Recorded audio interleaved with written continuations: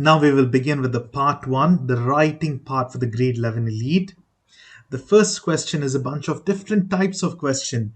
Here we have to solve regarding vectors. We have to find the component form, the magnitude, the direction, the dot product, cross product, the areas and volume of different objects. So we will start one by one. I will solve one problem in detail, and then the other problems will be the same thing. You can just follow the same method but solve it by yourselves. So component form, magnitude, and they have told to find the unit vector. So there are three things to be solved for these two. The component form is the easiest of all. All you need to do is subtract second term minus the first term. Now let us understand what these are. This is a vector, the dimensions, it's three-dimension vector. Let's consider this to be the first one is always x, y, and z. There are three dimensions. Here also, x, y, z. The first one will be 1, 1, 1, because this is the initial point. The terminal point is b. See, they have told initial to terminal, where you can see this mark, right? Where it ends, that is the terminal point. B is the terminal, so that is the second point.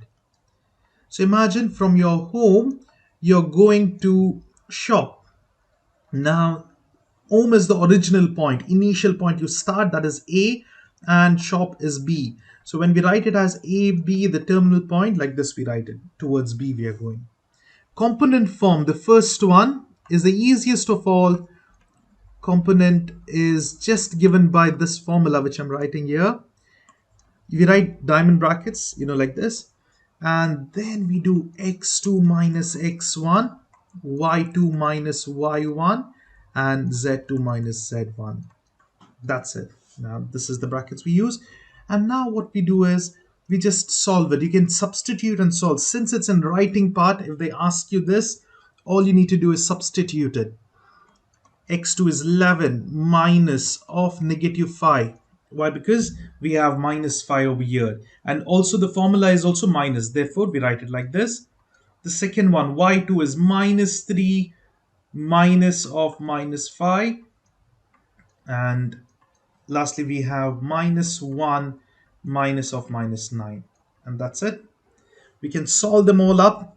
You can use your calculator, but you have to do them individually. So the component form over here would be 11 minus of minus becomes plus, so it'll be 16 here. And then over here it'll be plus 5 minus 3, it's again 2. And lastly, plus 9 minus 1 will be 8. So that will be the answer. Now this is the component form. What about the magnitude? Magnitude over here is of this one, okay? The component form of AB we can write it as. Magnitude is given as the absolute value, is finding what is the value of it, like the length or the dimension. The magnitude in the sense, you can consider it to be its length or something like that, okay? If I find the magnitude of this, I get what's the distance between it. So length and distance is usually by the distance formula. If you remember, square root of square of these things. We don't have that minus, we have already done the component, right? x2 minus x1 is already done. So you just have to square them up. Plus 2 squared plus 8 squared. Now if you put these, then you will realize it's absolutely the distance formula. Now because I'm squaring them up, right? So that's the length. Now here let's use the calculator. We can put everything in the calculator directly and get the answer. Now one thing, if you're thinking of the formula, I'll just write it out over here. You can write it as x squared plus y squared plus z squared. Because it's the writing exam, it's important you write these details. Now all you need to do is substitute. Let's go to the computation mode. It'll be square root of x squared 16 squared plus 2 squared plus 8 squared. And if you press equal to, it's 18. So the answer over here is 18. That is the magnitude, and the component form is 16, 2, and 8. And then we have unit vector. I will just erase some of this over here and I'll write it out over here itself. Now, what is the unit vector? Unit vector is given by a formula. I'll take it as unit of AB, unit vector of AB. The component form divided by its magnitude. That's it. It's very simple. This is the component form which we have over here, right? AB divided by its magnitude. So it's basically 16. I can directly write, let me just write like this itself. 28 divided by 18. What happens is you just have to write it as 16 divided by 18, 2 divided by 18, 8 divided by 18. There you go. That will be the answer. You can put it in the calculator and simplify if needed. So let's look into the solutions. So these are the solutions, 6, 2, and 8. And when you find the magnitude over here, you're getting 18. Now the unit vector is all that you need to put in division. Okay, now they have simplified. I was not sure whether they have simplified. You can simplify to the least form. Usually, yes, of course, they will be simplifying to the least forms. If you just put 16 divided by 18, you will get over here 8 by 9. And this is 2 1 times and 9 times. And this is 4 by 9. So this is how we can easily solve all these problems, all the three types, three given questions. That's the component form, magnitude, and unit vector. If you have told directly unit vector, you can't jump over here. You need to find the component form. You need to find the magnitude. Only with these two things you can find the unit vector. So that's the first question. Please do solve these other remaining questions of this type by yourselves. It's the same method what I just told you. You can just go back in the video and see the steps. So over here the answers are shown. Solve it by yourself and then check it over here. And here as well, both have been solved. And here also. We will now solve the next type of problem. Let me see over here. All these are same types. Here we have a real world problem. It's about tetherball. You can see there's a figure given as well. In the game of tetherball, a ball is attached to a 3-meter pole by length of rope. Two players hit the ball in the opposite directions and attempt to win the entire length of the rope around the pole. To serve, a certain player holds the ball that its coordinates are given over here. And the coordinates of the end of the rope connected to the pole is also mentioned over here.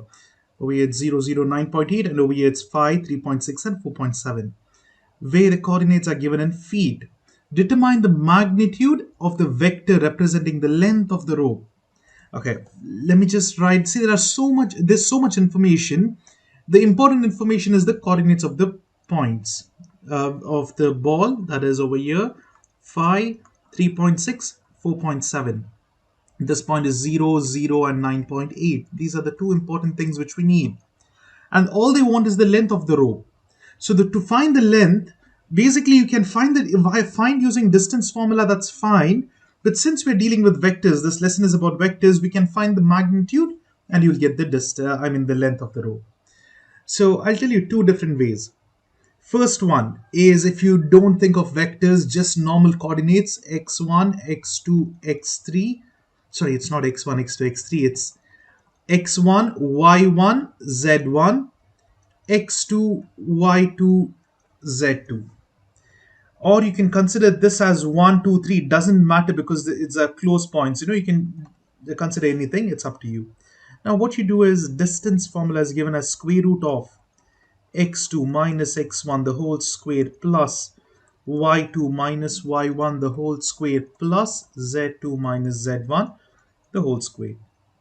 So this is it. All you do is substitute over here. 0 minus 5 the whole square plus 0 minus 3.6 the whole square plus, and over here it's 9.8 minus 4.7 the whole square. All you need to take the square root. This is the formula, this is the substitution, and all you do is put in the calculator, you get the answer. We have square root of, say 0 minus 5, you can just write minus 5, and when you square it, the sign doesn't matter, but still let's write minus 5 the whole squared plus, I'll write even 0 minus 3.6 the whole squared plus 9.8 minus 4.7 the whole squared. It's very important for you to put the brackets here, and the answer is, say, 7.998. It's 8. You can consider it to be 8 feet, I believe. Let me just check the answer. Yeah, say it's rounded off to 8 feet. You can just consider it to be 8 feet. Now let me tell you what has happened over here. This is absolutely correct what I've just written over here. 8 feet is the correct answer, but here they have considered it to be like the vectors. say the coordinates of the ball, coordinates of the pole, and then you find the magnitude by the square root of x squared, y squared, z squared. But what is this? It's the component form. So in the component form, we subtract anyways. You can do 5 minus 0 or 0 minus 5, it's fine. You know, you do this and then you use it as x, y, z and you get the same answer. No problem. You can follow this method or the one which I've written over here. Up to you. Now the next type is finding each of the following. See, A, B, C are given over here, vectors. And what you need to do basically is find 6 times A minus 7 times B plus A times C. This is one of the easiest of all. All you need to do is see what is happening. 6 is multiplied to A, right? A is so much. So 6A will be, just multiply 6 throughout. It'll be minus 30 because 6 times 5 is minus 30. Minus 4 times 6 will be minus 24. 3 times 6 is 18. Then what about B? It is 7B. So 7B would be here 7 times 6. 6, 30, 42. Minus 14 and minus 49. Then lastly we have C, that is 8 times C. This is equal to 8 minus 16 over here. 8 times 2 is 16. Minus will be minus 16. And positive 16 next one. And lastly 4 times 8 is 32. Now let's just do whatever operations they have asked. 6A minus 7B plus 8C. So 6A is minus 30. Minus 24, 18, subtracted by 42, minus 14, minus 49, and then we are adding it with 8 times C, that is equal to negative 16, 16, and 32. So we just look into the x terms. See, this is x of A, x of B, x of C, right? We have to do this. Minus 30 here. Minus, again this minus is multiplied inside to all the terms, so it's minus 42, and lastly we have minus 16. That's the x terms. What about y? It'll be minus 24, minus and minus becomes plus 14 and plus 16. And lastly, what do we have? 18 minus and minus becomes plus 49. And lastly, what do we have is 32 over here, so we will add it with 32. So this is it. Now we will just put in the calculator and you can get the answer. So it's better to use the calculator here, but I'll just do it quickly. It's 8 minus. So it's 88 over here. And what about this one? 6, 10, 14. 1 is carried up. 2, 3, 4, 5. And oh, sorry. I have just added it all. Now see over here there is minus. Be careful with the signs. Don't just write directly whatever you see over here. See, minus 24 plus 14, it's minus 10. Minus 10 over here will be 6. The answer is positive 6. And lastly, here it is, 30, 40, 50, 99. So these are the answers. Negative 88, 6, and 99. Just put in the calculator, you get it. But since it's in writing, you have to do these steps and then finally get the answer. You can see the method which is already done. They have done the steps as well. You can follow this. They have done one by one the same thing which we did. Then add it up. And so that's the answers. You can see here. What did we get? Minus 88, 6, and 99. Yes, it's minus 88, 6, and 99. Y, X, Y, and Z components. That's the answer. And now these are the same way you can solve, just like what we have done. We had 3 here, but it's just 2, 7A and subtracted from 5B. Please do them by yourself and then check the answers here. So this one's as well. Please try them by yourselves. Same goes over here. Now we have X. It's again the same thing, but I'll just quickly do these.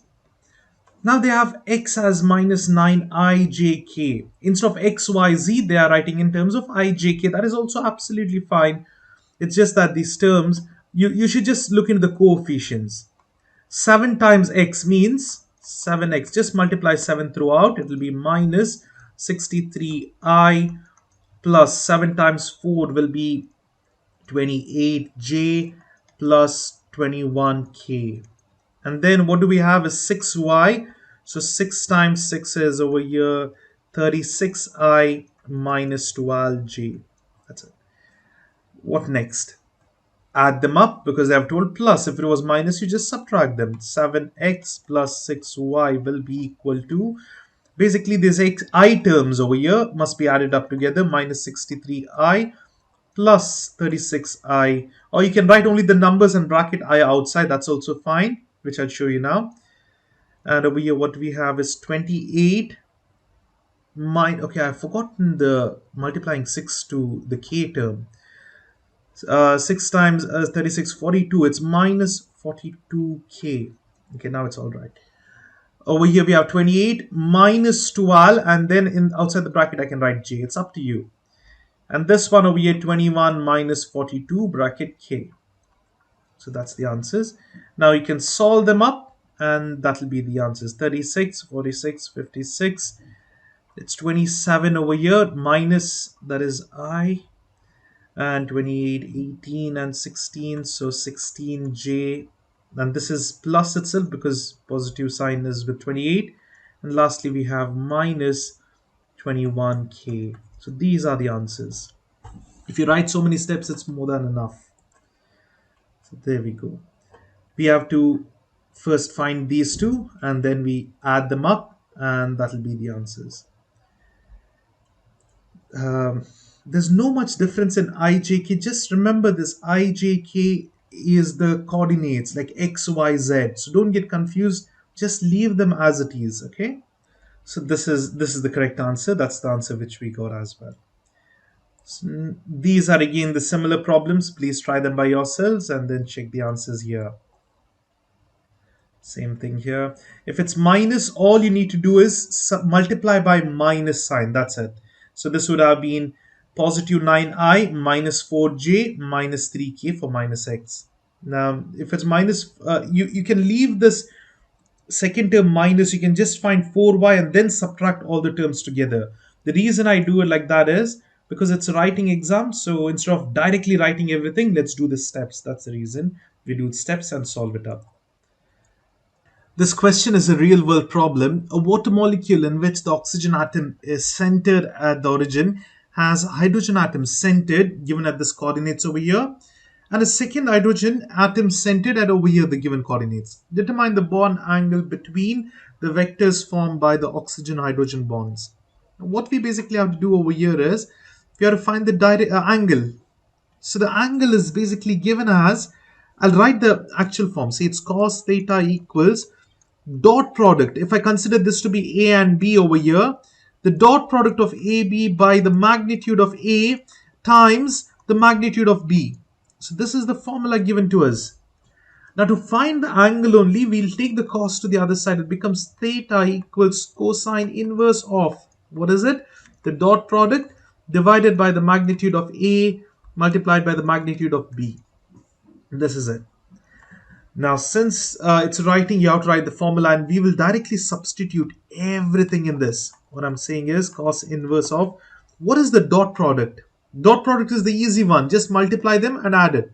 It will be 55.5 times minus 55.5, because it's minus, I put the bracket, plus again 55.5 times minus 55.5. And lastly, we have to add it with negative 55.5 times minus 55.5. Okay, that's a lengthy one. And once that is done, what do we have down over here? The magnitudes. Magnitudes are 55.5, the whole squared, plus again 55.5, the whole squared, plus minus 55.5, the whole squared. This is multiplied with, this is not cross product, just multiply it with, again the same thing, 55.5, but it's minus over here. It doesn't matter, minus and plus, when you square it, it becomes positive itself, isn't it? So again we have minus 55.5 the whole square plus negative 55.5 the whole square. So this is it. This is the substitution, and close the bracket here. Now you put that in the calculator and you'll get the angle. So let's do it directly in the calculator. You can put all this. See, if your substitution is done properly, then absolutely you will get the correct answer. So let me use cosine inverse. Now I have in degree mode, that's fine. The answer will be in degrees. If you want in radian, you can just make it to radian. It's up to you. Now let us put this all in 55.5 times, open the bracket, minus 55.5. I know there are, if you don't put the bracket over here, you will get the correct answer, but it's always good to keep putting the back brackets because there are certain problems where you will not get the answer if you don't use the brackets. Then over here, lastly, we have minus 55.5 times, again, open the bracket, minus 55.5, close the bracket. Now I've written something wrong. Just be careful over here when you substitute the values. Down over here is the magnitude. That'll be 55.5 squared plus 55.5 squared plus 55 point. It's minus, so I'll use the bracket here. Minus 55.5 the whole squared. Even if you don't put the minus, it's fine because it'll be positive only because we're squaring it. This is multiplied. This is just simple multiplication, okay? Again, the same thing. Minus 55.5 the whole squared. Okay, now there is an issue. You can see if something's happened. That means I cannot put in more values. There's a limit to how much can be calculated in these calculators, right? So I'm almost nearing the maximum value. So what I'll do is the same thing is added 3 times, right? I'll just multiply it by 3. And why? Because this is added 3 times. So if I just multiply by 3, I'll get the answer. Okay, I've done one huge error. This is not cosine, it's cos inverse, shift and cosine. So the answer must be 109.47. Now again, why did I stop, writing everything in detail? Because when you see the symbol changes, that means it's taken its almost maximum computation value. I can only put in certain more values. See, after this, it stopped. I can't put more values. And here we go. The answer is 109.47. So now we look into the answer. You can see they have done all the steps and they have done small parts calculation and then done it all together. Answer is 109.5. They have rounded off to the nearest tenth. See, 109.47 will be equal to 109.5. So that is how we solve this problem here. And here again, now finding the angles. The same formula, what we just now did, right? The same thing. But over here, this values are a little simpler. All you do is the same thing. You can see here, you need to find the dot product. Dot product divided by the magnitude, isn't it? So let me just quickly solve this one. I'll just solve it because it's in just 2 vectors are given.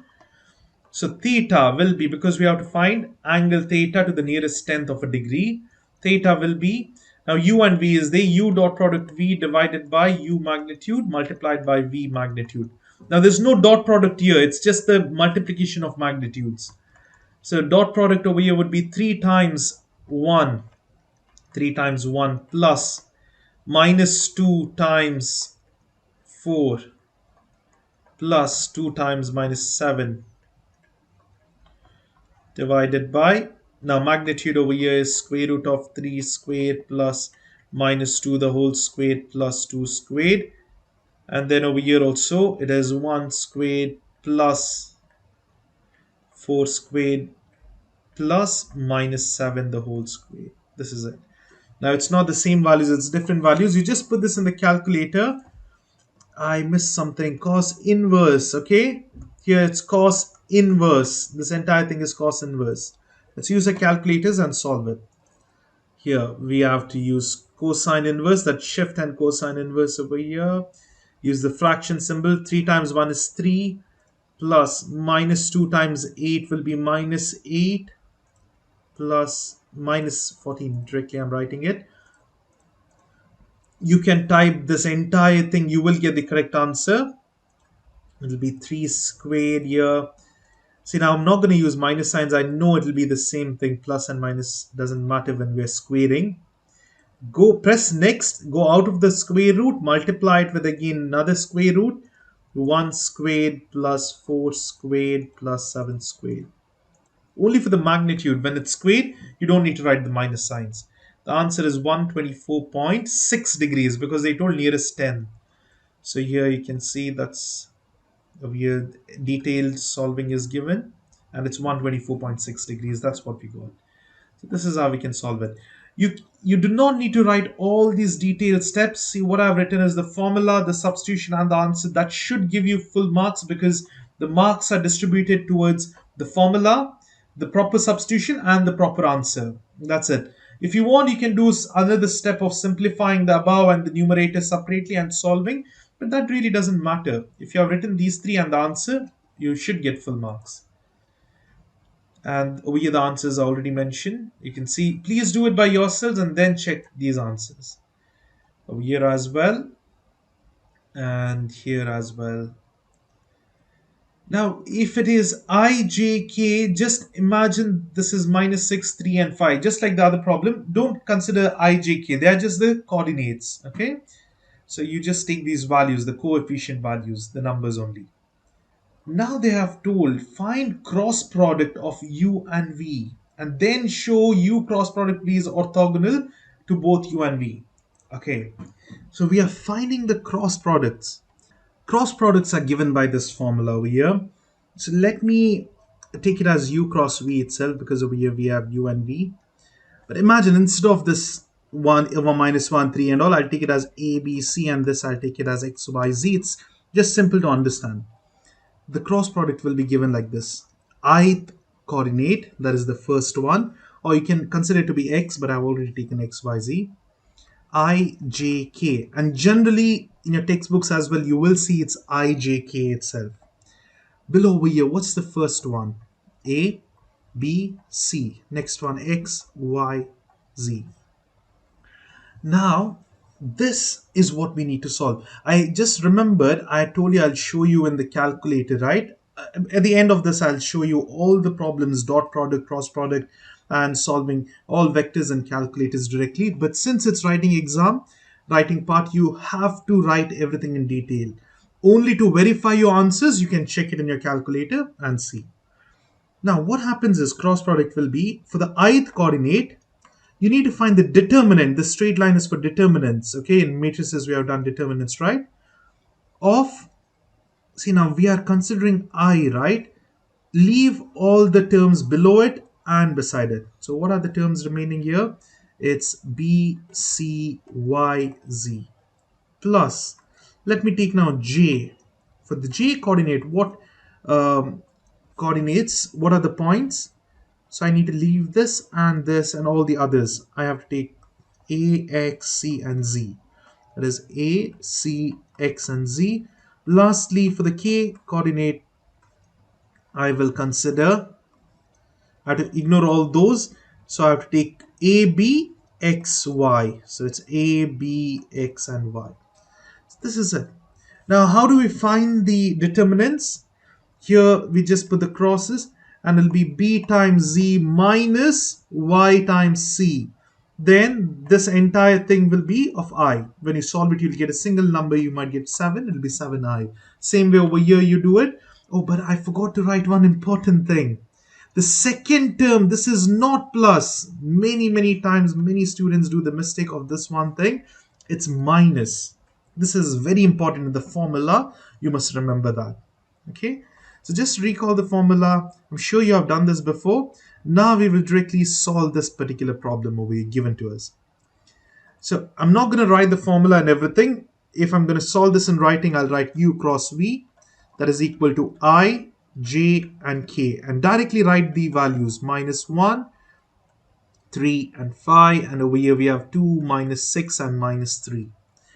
And what do we do is it'll be 3, 5, minus 6 and minus 3 for j, minus j. This is second term will always be minus and third is plus. It alternates plus minus plus. If there are more, it'll be minus again, plus minus, and so on.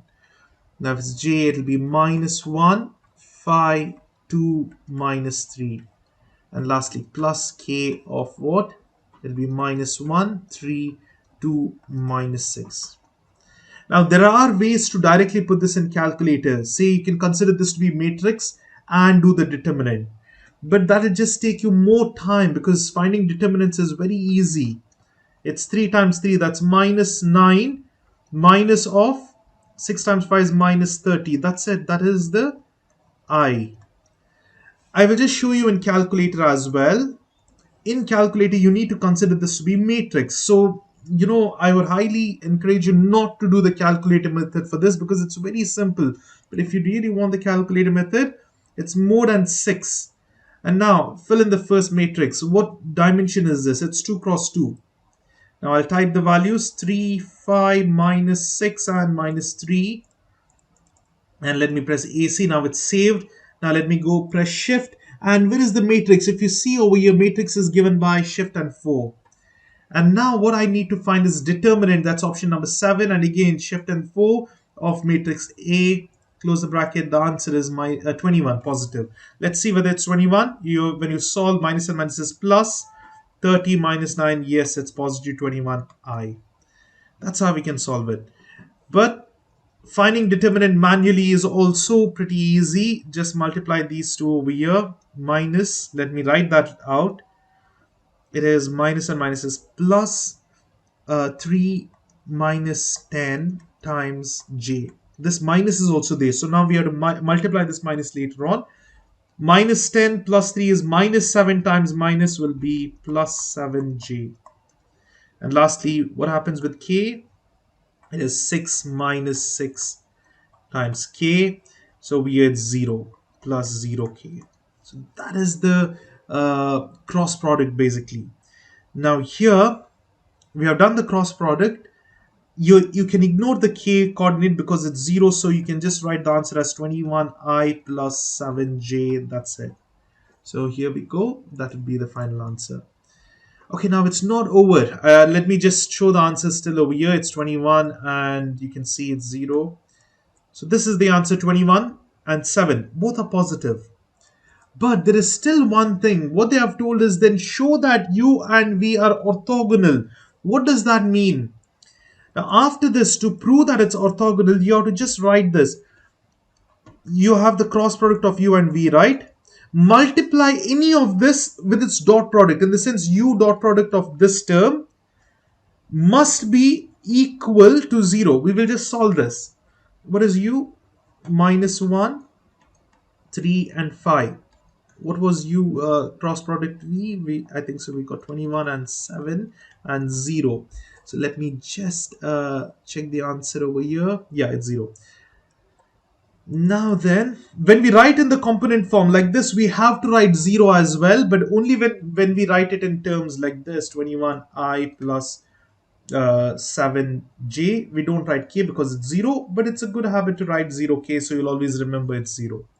Now the dot product is multiply these both. Minus 21 plus 7 times 3 is 21 plus 0. What's the answer? It's 0. It's orthogonal. Now you need to also try with the other thing, proving with v times u cross v. Let's look. V is 2 minus 6 minus 3. Dot product with, it should be diamond brackets, but anyways, this is the answer. And it's 2 times 21, it's 42.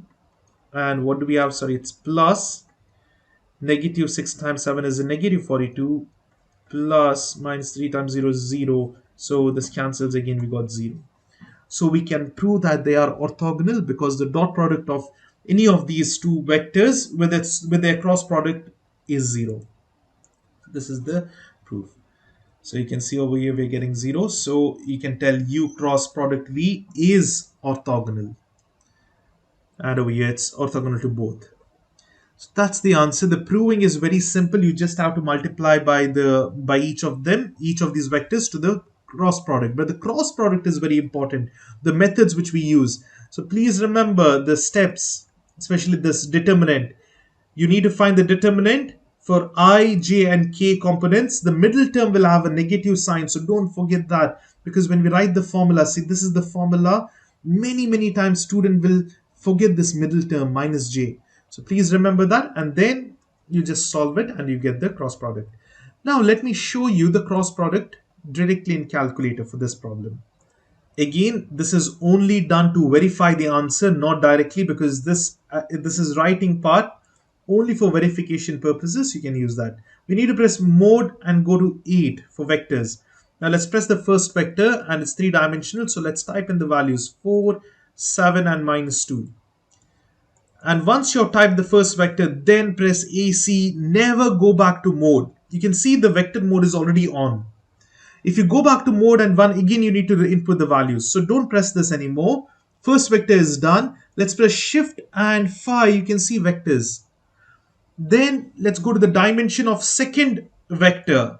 Three-dimensional vector it is. So I'll click on the option 1, vector B. Let's fill in the values -5, 9, and 1.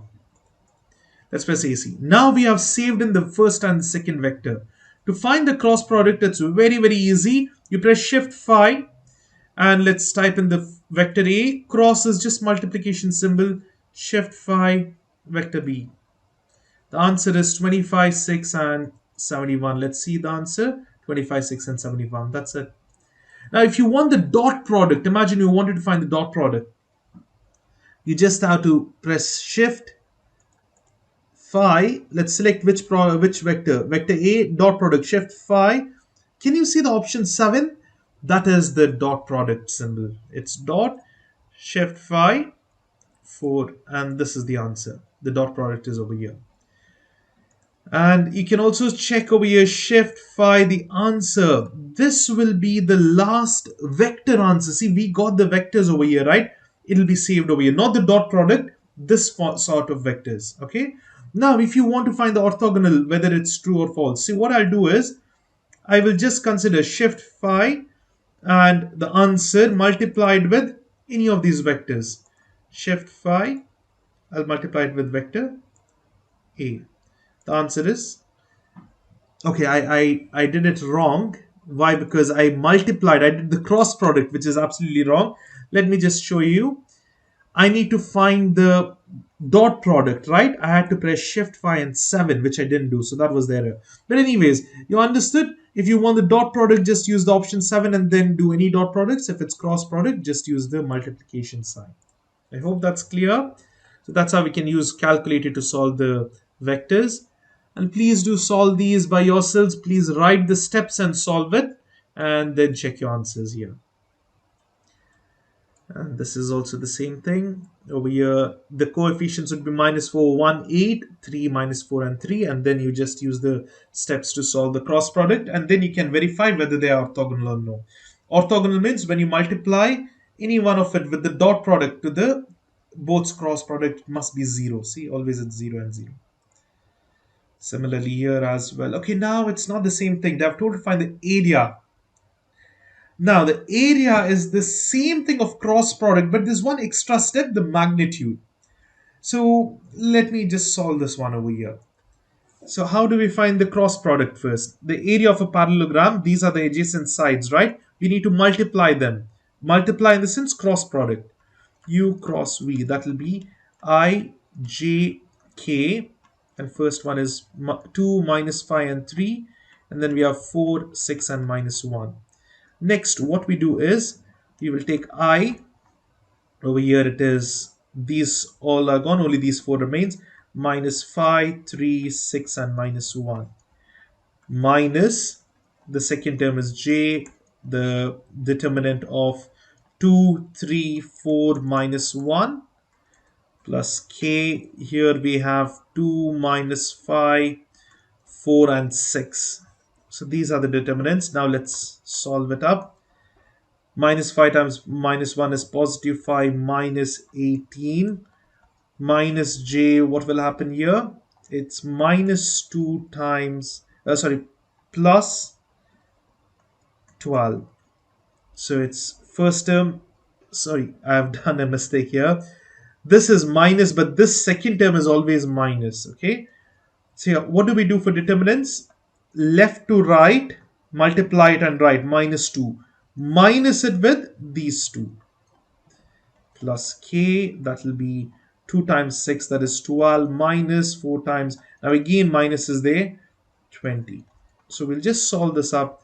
It'll be 18 minus 5, it's -13I. Here it's -14, and minus again outside will be +14J. And lastly we have minus and minus plus 20, 32 plus 32K. So this is the answer.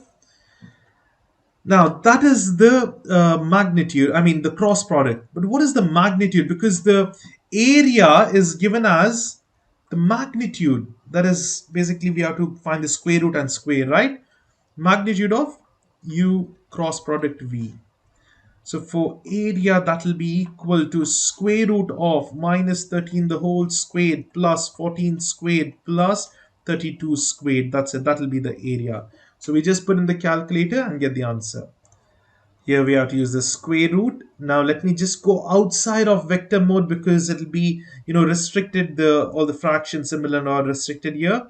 So to go back to the computation is more than 1 square root of 13 squared, because negative sign will dissolve anyways, 14 squared plus 32 squared.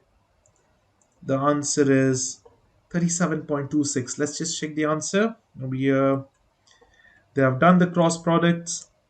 uh, they have found the cross product by first finding the determinant of each terms, and that will be ijk. And here you can see they have found the u cross product. Now they have to find the vector magnitude, and yes, 37.27, it's rounded off. That is the final answer. Now again, you can check it directly in your calculator. Let me show you. Mode 8, and let me do it for the other problem. Say, okay, that's the answer. Let me go to the next problem. Let me do this one over here. So what you need to do is put in the vector A. Okay, third dimension, minus 9, 1, 2. Now press AC. Let's press Shift and 5, because you can see that vector mode is always on anymore. To fill in a vector, you should go to dimensions of which vector. Vector A is already saved. Go to vector B, and it's 3 dimension. So it's 6 minus 5 and 3. And over here press AC, and that is saved. Once you type in, press equal to and then AC, it will be saved. Now what you need is area. So area is the absolute value of magnitude, right? It's shift and HYB, that's absolute value of what? Vector shift phi vector A cross product of vector B. That is option 4. Close the bracket. The answer is 56.67. So that's the answer. Okay, they have rounded off to the nearest 10, so it's 56.7. That's it. So this is how we solve it. Now imagine this is not there in your options and this is there in your options. Then it's fine. Write this out somewhere, whatever answer you get, and then solve all the options. See, it's, let me go back to the computation mode. 13 times square root 19 will be equal to 56.66. The same answer you can match. Okay, this will be the correct answer then. Similarly, please solve these problems by yourselves. They're all simple. And here as well, areas, again the same thing. Okay, now they're asking you volume. So volume of parallelepiped having T, U, and V. There are 3 sides. Okay, now we have to find the volume. These are 3 adjacent sides given to us. So the formula for volume is over here. Volume is equal to the magnitude, the absolute value. See, now you don't need to take the magnitude because you have to find any 2 adjacent sides. You can choose any 2 sides, first and second, or U and V, or anything, up to you. I imagine I take this as T. No, generally what we do is we can write like this. T is outside, dot product, the other 2, U cross product V. Okay, and then everything will be magnitude. But when you do the dot product, you get a single value already, so it's fine. You already find the volume. But if it's minus, you just take the absolute value. In this sense, only take positive value. So let's do this. So you need to do the cross product of these two. Cross product of those two would be U cross V, that is equal to I J K. 4 minus 7 minus 5. 3 minus 2, 6. So I over here would be, I need some more space, so let me just go to the far end. Okay, over here it'll be minus 7 minus 5 minus 2 and positive 6. Minus J would be equal to 4 minus, it's not equal to, sorry, I'm just writing the values of to find the determinants. And lastly, plus K, that is 4 minus 7, 3 minus 2. These are the 3 things. And now I would be equal to minus 7 times 6. That would be 35, 42, that's negative 42 minus, and over here minus and minus becomes plus 10. Minus j, that'll be 6 times 4 is 24, minus and minus it'll become plus, but I'll just write it as minus 15 for now, and then we can solve it up. And lastly, k would be equal to 4 times 8 is minus 8 minus of minus 21. So now we'll find the determinant. We'll just solve this up. It is minus minus plus minus 52i, and over here minus and minus becomes plus, and the minus sign will remain. 15, 20, 30, 39, negative 39j. And lastly, we have minus and minus, it's plus, and then 27, 13. It'll be positive 13k. So you can just use your calculators to solve this. This is basically now the cross product. But look over here, the formula requires the multiplication of t. What is t here? Minus 1, minus 9, 2. The multiplication in this sense, dot product, not the cross. Cross product, we have to do all this, right? Now it's just dot product. That is minus 1 times minus 52. It's positive 52 plus minus 9 times minus 39. Okay, that's going to be a big number. It'll be 390 minus 39. 390. It'll be 351. Over here, it's negative and negative becomes positive. 351j. And lastly, we have 3 times 2 as 13 is plus 26. Okay. Now, you don't write this j, k, i and all. You're just finding, you'll get a single answer. That's it. So add them up. 50, 50, it's 403, 429, I believe. Yeah, 429. This will be in terms of unit to the power 3 because it's volume. So let's just check the answer. Now, this much if you write, you should get full marks. I mean, I've written as less steps as possible. You can stretch it and make many more steps, but this is required. The formula, the cross product, then the dot product. You can write the step of a dot product, but it's up to you. Over here, the final answer will be 429 unit cube. You can see over here, the same thing is done, and they have found the cross product of u and v. We got the answer of, yeah, minus 52, minus 39, and 13, and then we have to find the dot product with the t value, and yes, 429 unit cube. That's what we also got. So this is how we solve these in detail. Steps are there. Please try the other problems by yourselves to find the volume. You can see over here, same thing. You can choose any two to find the cross product. Even you can choose these two cross product and multiply this by dot product. It's up to you. What I mean is, now here as well, okay, this is the same one which we did. Now here you can see all the answers are there. Please do it by yourselves and then check the answers.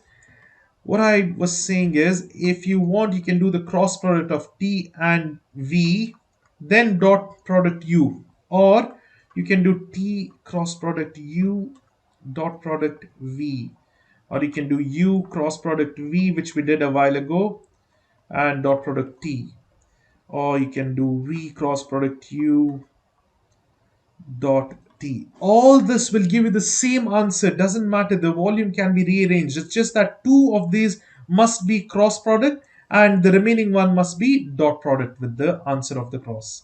So that's it. Even over here it's the same thing, just take the coefficients and you can solve the volume. It's given over here and even over here.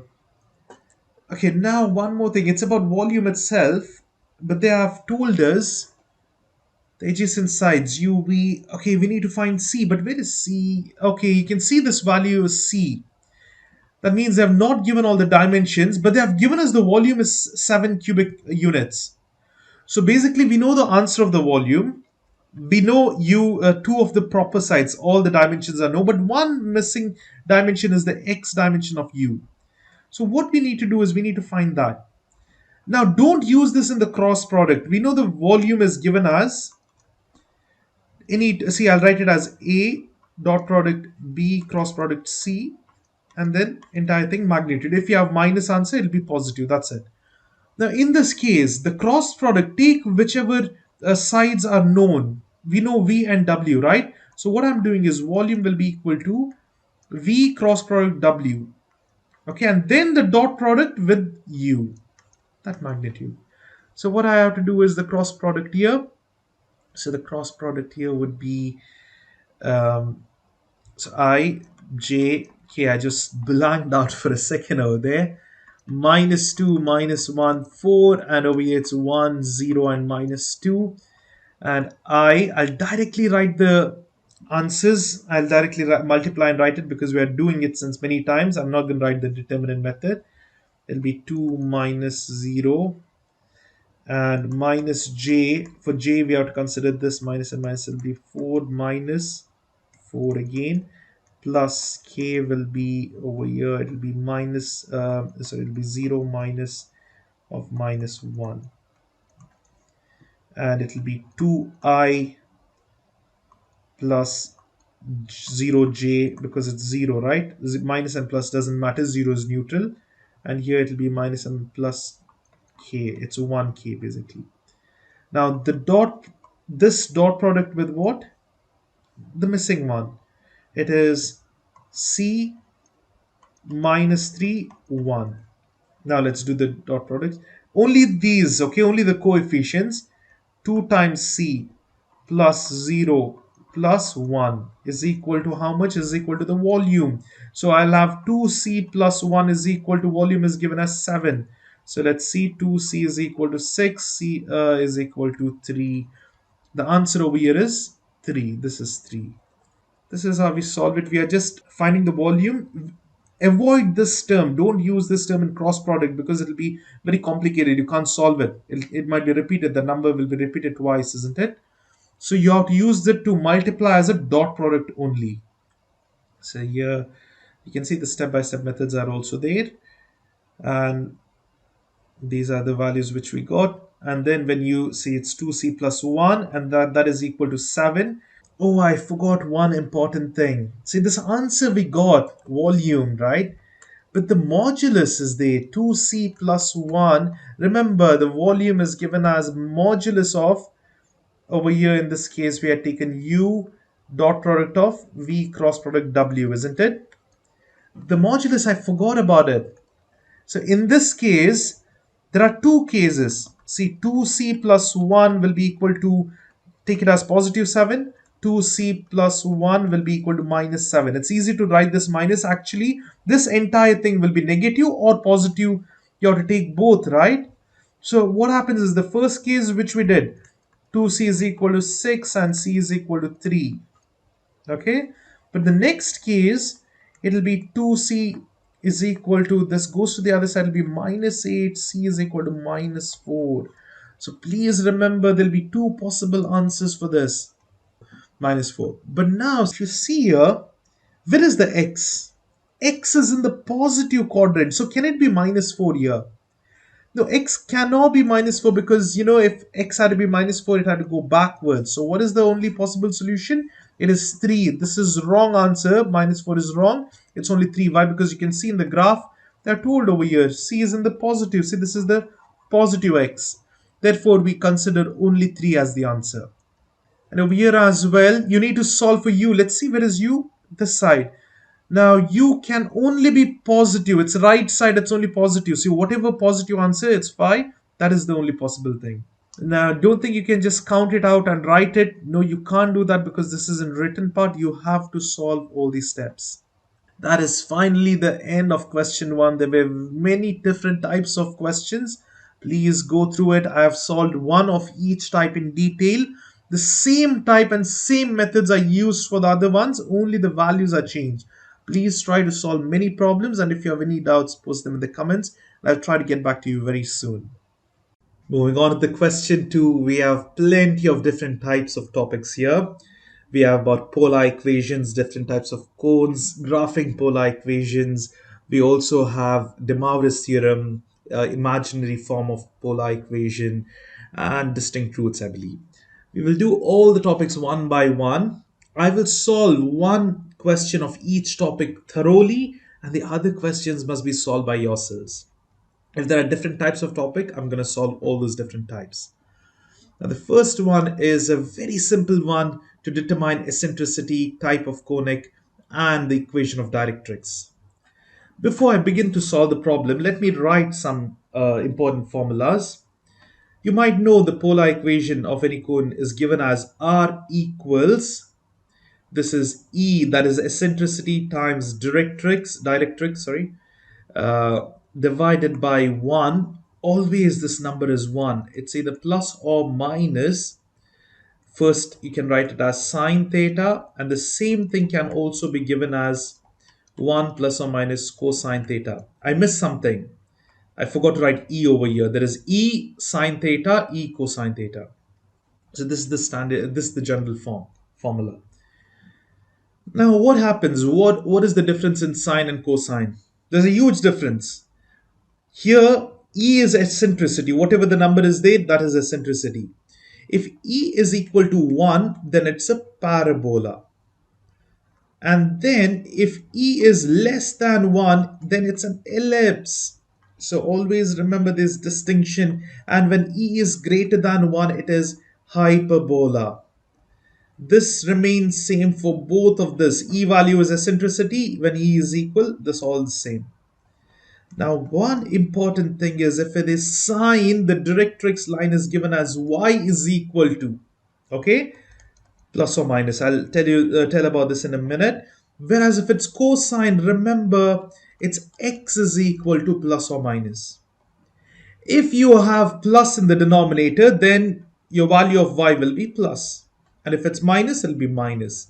Whereas over here, if you have minus, say it was 1 minus 3 cosine theta, then the value will be x equals minus the directrix value, which we will solve. I hope this much is clear. This is some basic things. Now, with this information in your mind, we can solve all these problems. But since it's in writing, I will write the steps as well. If you follow whatever I've written, it's more than enough. Now, first thing, always look into the given question. It is in sine and plus. So I'll write the standard form of sine and positive sine.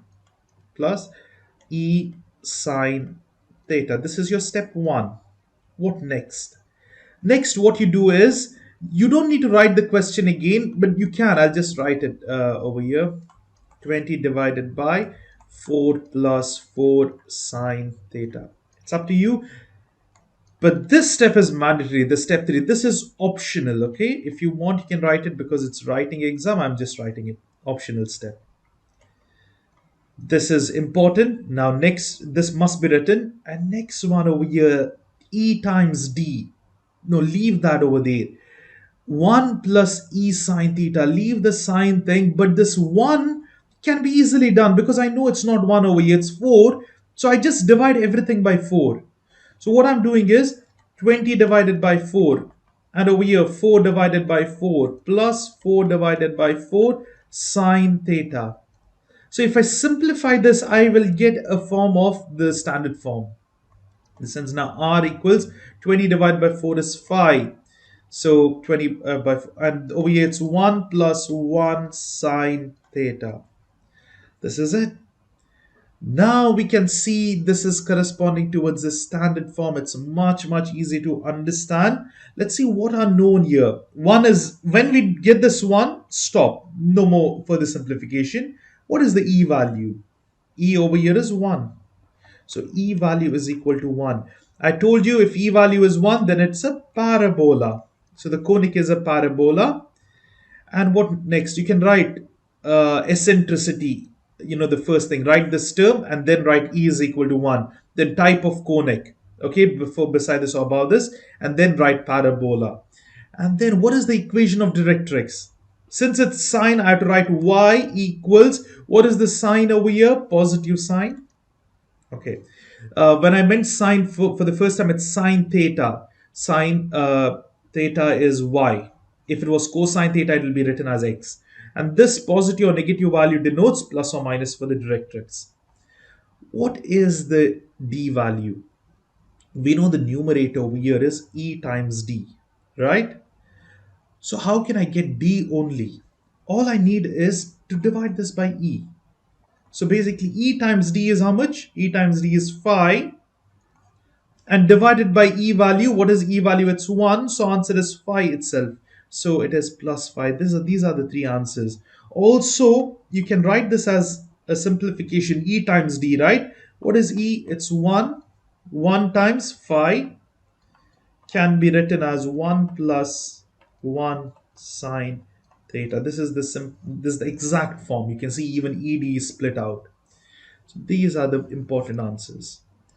This is it. But don't just write these answers. I know if you have practiced well, you can just look in this equation and you can easily tell what is the E value. Just looking at the equation, if these two are same, you know it's a parabola, and then over here E value is 1, and just divide this by the E value and you'll get the directrix. But don't do that because you need to do the steps. Okay, this is writing part. Do the steps and then get the answer. You can see here that's the answer. Let me do another type. Okay, we have cosine over here, and it's not even a parabola. It's not a parabola now.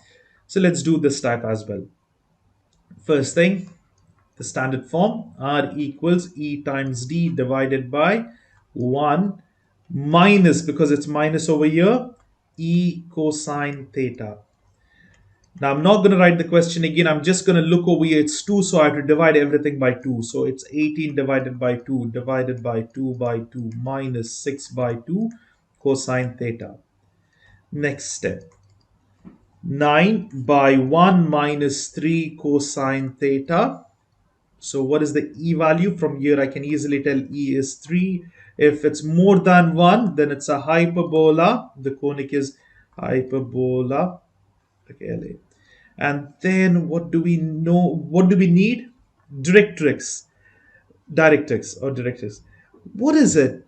Cosine. Cosine means it's x is equal to, and it's minus over here, so I write minus. And let's see what will be the value in a minute. So here I have got ED, that is 9, divided by E value is 3, so it's 3. So that's the answer. But I would highly encourage you to write this in the simplified form as well. Write these two numbers. It's 3 times 3, so E and D, divided by 1 minus 3 cosine theta. This would be full marks. If you write so much, absolutely full marks. So that's the answers. Now please remember, it's not y here, it's x. Why? Because it's cosine. This one, you guys can do it by yourselves now. It's very simple. Why? Because over here it's already 1. You don't need to divide anything. It's the E is 3 value, value of 3, and this is cosine, so it's x, and divide this by 3, it'll be 7. So directrix is plus 7, and this is a hyperbola. So here you can see that's the answer. Now why is it x? Because it's cosine. If it was sine, it would have been y. Now this one, okay, this is about ellipses. So I'll just do this one as well. Why? Because see, it's 8, and over here it's 4, it'll be 0.5. So now let me write the standard form. It'll be E times D divided by 1 plus E sine theta. You can write this E sine theta as first as well. It's up to you. I just write this standard form. And then now here, I'm not going to write the question. I'll directly divide everything by 8 because I need this term to be 1. So 24 by 8 divided by 8 by 8 plus 4 by 8 sine theta. Now then, this will be 24 by 8 is 3. 24, yeah, it's 3. And then over here, it's 1 plus half sine theta. You can write it as 0.5 as well. So E is equal to half, or it's 0.5, which is less than 1. So the conic is an ellipse here. So what is the directrix now? It's sine, so it's y is equal to, it's positive, so plus. But how do we get that? All you need to know is ED divided by E. What is ED? It's 3 divided by E value is 0.5 or half. When you divide half, it'll just multiply about, right? It'll be 6. So the directrix is 6. Or you can write this as 0.5 times 6, which will be 3 itself. 1 plus 0.5 sine theta. So these are the answers. And here, remember, it's sine, so it's y, and less than 1. The eccentricity is less than 1, so it's an ellipse. And these are the answers. Similarly, please do solve the other problems. They're all straightforward problems, and you can then check the answers. Solve it by yourself, and only then check the answers here. So here as well, this is the answers. And here, you can just pause the video here and look into the answers for more details. And now this one is a real world problem. The Cassegrain telescope, invented in 1692, produces an image by reflecting light of a parabolic and hyperbolic mirrors. Determine the eccentricity type of conic. Okay, the same thing they have asked of this particular telescope. Let me just do it over here. Looking at this, I know this is a parabola. Why? Because these two are same. Let me just divide everything by 2. Now you have to do the same method like the previous one, but I'll just jump to the answer here. R equals this divided by 2. Then over here I have sine theta plus 1. E value is 1. It's a parabola. Why? Because E value is 1. Bola. And then the directrix. Here sine, it will be y plus, because it's positive over here, and 1 times this much is just this 3.5. Done. What about this one? Here I need to divide everything by 5. So it's 28 divided by 5 divided by, now 12.5 divided by 5 cosine theta plus 1. What's this? It's 1 2 times 2.5 goes 2 times 4 5 times 5 by 2 is 2.5. Answer is 2.5 here. So E value is 2.5. Now this is more than 1, so it's a hyperbola. And lastly, what do we want is directrix. D value would be this about term, 28 by 5 divided by 2.5. We'll just put this in the calculator, it'll be much easier. Here, let's just put these values, 28 divided by 5, and then I can just do divided by 2.5 outside, or you can just put another fraction, it's the same thing. It's 2.24.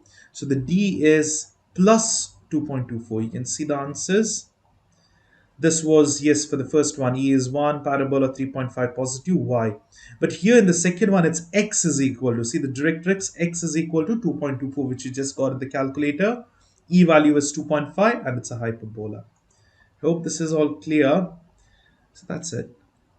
Now, in the next type of problems, what they have given is, they have given you the E value and directrix of y is equal to 6. We need to write the equation. Now, looking at this, we need to write the standard form first of all. E value is 1, so I know the conic. See, let me just write the conic is parabola.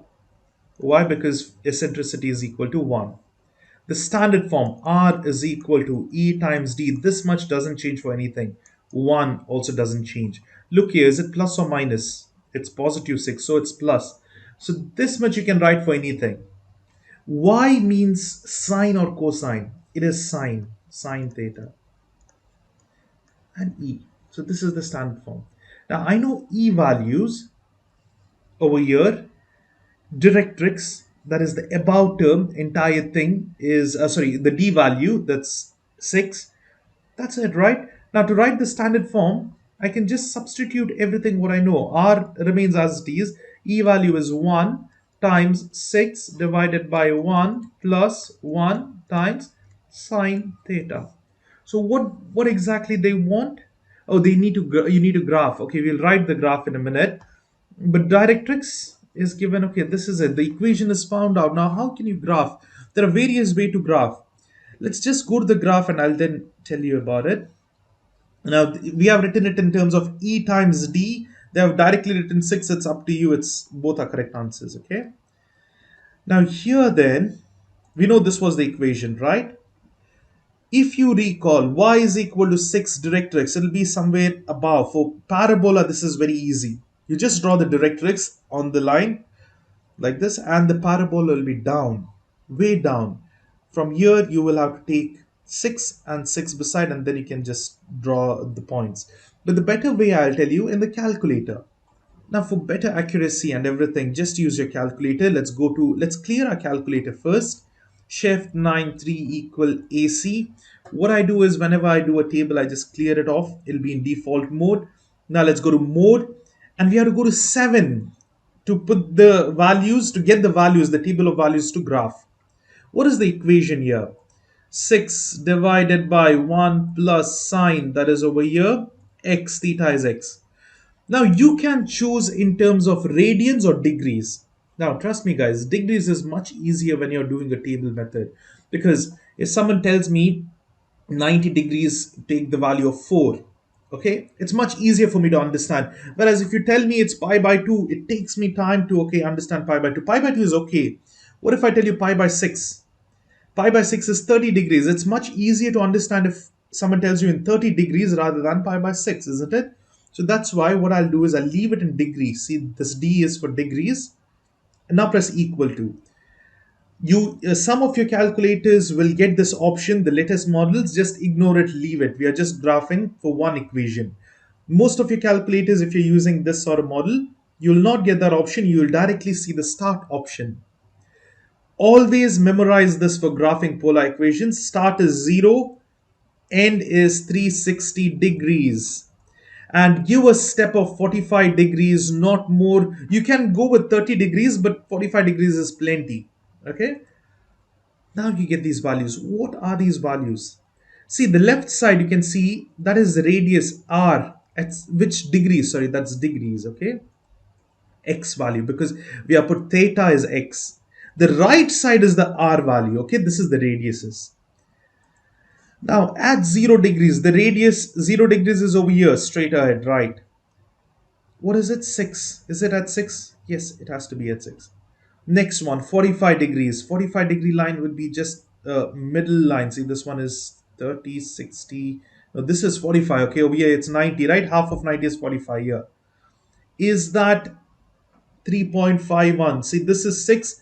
It's less than that. Yes, it's about 3.51. You just have to see, you won't have a graph. You will be given a polar grid. You just have to mark a point over there. Doesn't matter, it's not that accurate, it's fine. Just approximate accuracy is more than enough. Then look over there. You can see at 90 degrees it's 3. Okay, this is 3 because the next one was 4. This is 2, 1, 0. Now what about the next? Again, 135 is middle of these both. 180 and 90 is middle. That is again 3.51. And then we have 6 here. Now what happens is, if you go down 225 degrees, it's in the middle over here. It's very, very far. It's 20, right? That means you may not have that grid properly. It's about this point. See, over here somewhere, this point. Okay, just approximately draw it out. And then over here, what is 270 degrees, by the way? What is this line? It should be an error because there is no point of graph at that particular line. Only at 90 degrees there, not over here. So it's an error. And then you can see the same thing repeats until 360 degree. When you go to 360, you complete a rotation, right? Like this. And that is at 6. Now we know this is a parabola. Why? Because the equation was of a parabola, eccentricity is 1. Now you will get so many points. You should have some basic understanding. Just graph these together. And okay, parabolas go like this. And then the directrix is about here. That's given over here. Y is equal to 6. It's not x. If it was here cosine, then you have to draw something like that, directrix. And if it was at the left, then your parabola would be at right.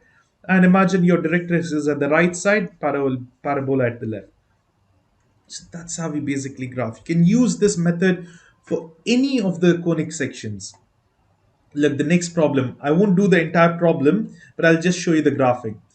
Over here, you can see eccentricity is 0.75. So what is it? It's an ellipse. And it's minus, so it's minus, and x is given, so it's cosine. Okay, you got this equation. So now what you do is, you can just go to mode 7 and type in the equation. 6 divided by 1 minus 0.75 cosine x. Close the bracket. After this much is done, what do? Press next. You should get the start option. Press 0 here and then 360 degrees. See, if you're doing multiple problems, this will be repeated, but now I'm just doing it from the beginning. That's why I'm typing all the values again. Always start at 0, end at 360. Step is at what regular intervals do you want the values. Don't give 1. You won't get an answer at 1. You need to give 45. So memorize it. Start 0, end 360, step 45. Now look over here. At 0 degrees, what's the value? Is it 24? Yes, somewhere over here is 24. At 45 degrees, this line, is it at, see, this is the middle line. Is it at 12 point something? Yes, this is 12. It's just more than 12. And at 90 degrees, it's at 6. Yes, it's at 6. And at 135 degree, it's at 3 point. Yes, absolutely, that's correct, 3.9. And you can see all the values will match. But you won't have any graph, so you just get some points like this, and then you just join them up. It'll be it's not very accurate over here. You'll get some values like this. Then it's an ellipse, so it'll be oval shaped. Join them up. Similarly, in this problem as well, we can use the standard form and solve it. But look at the e value. It is more than 1, so we know it is a hyperbola. Hyperbola.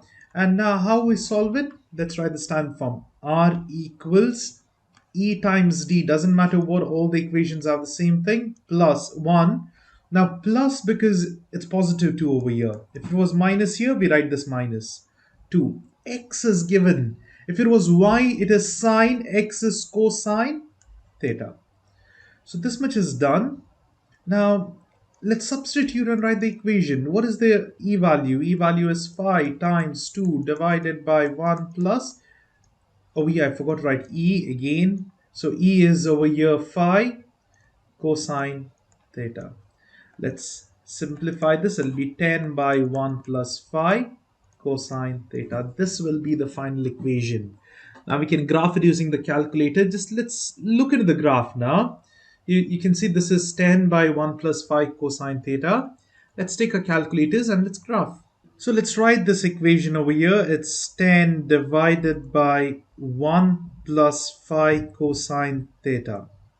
And now we have it in degree mode. Let us press equal to. Ignore the second g of x. In some calculators, if you get it, just ignore. Go to the start menu. In the start option, you need to start at 0 and end it at 360 degrees. And now the step is 45 degrees. See, you're getting some values. Let's compare these. Now there are two curves over here in a hyperbola. You will get both the curves values, not all, some of them, okay? The directrix is at 2 and now we are getting at 0 is 1.6. So obviously this is the vertex of the one which is at the left of directrix. So that is 1.66. Okay, yeah, that is accurate. What about 45 degrees? 45 degrees is this one over here, that line. How much is it? 2 point something. Yes, it's 2.2. That is accurate also. What about 90 degree? It goes to 10. See, it extends, right? Okay, we can just ignore that because that's way off. These 2 points are more than enough over here. Let's see the other points. What about 135? 135 is somewhere over here. That's in middle of 90 and 180, isn't it? Now you can see it's minus 3.9. So let's take it backside. 1, 2, 3 point something. See now these negative values, 225, but on the other side, negative side, right? We take it over here. These will be for the other curve. So you can see it's 3.9. If I carefully mark this line, it's 3 over here. It's very close to 4, but not close. Yes, it's 3.9. So that is the point. That was for minus 135. Even for 225, it's the same point because they're symmetrical, right? So 225 is over here. Again, 45 degrees. Is it true? Yes. These 2 points are done. What about 180? Now look over here. 180 is this side, right? But minus to the other side, you're getting another point. That is right side of directrix. So we are getting points on both the curves of hyperbola. And you can see the other points and mark them accordingly as well if you want. See over here, for example, 315 is over here. What is 2.2? That is this point. You're getting this point here. Okay, that's 2.2. So you got 3 points here, 3 points there. That's more than enough. Just draw them, join them by drawing a smooth curve. And the directrix these are 2. So that is how we can graph it. No need of complete accuracy, just a rough sketch. As long as you point the points properly, mark the points properly, that is more than enough. So that's how we can solve this graph. And similarly, you can try these by yourselves. Over here, this is ellipse, because it's less than 1. 0.1 is less than 1. So it's an ellipse here. You can graph it like this. It's a very small one. You can see the values. If you graph it, you're going to get this one. And the directrix is given, so it's very easy. Please do solve these problems by yourselves and then check the answers. This is a hyperbola, but directrix is at -7. Now, when you graph it, you will get points of both the curves. You can easily distinguish between the points because some will be over here in this one and some will be far away. Above the directrix, that is this curve. If it's below the directrix, these are the points. So whichever are over here, just join them smoothly and over here as well. So try these by yourselves. Over here, eccentricity is 1, it's parabola. Now, what if you have been given 2 points like this? They have given you vertices are at so and so. The e value for the eccentricity value is 0.8. So I know it's a parabola. Let me write the equation. R equals ED divided by 1. Now the problem for me is I have no clear picture whether it is cosine or sine, isn't it? So let that be for now. Plus something, okay, some trigonometric equation, theta. From the given vertices, we can find whether it's sine or cosine. Let's see where are the vertices. Minus 36, that's x and y. Somewhere over here, 36 and 0. And then 4 over here, 4 comma 0.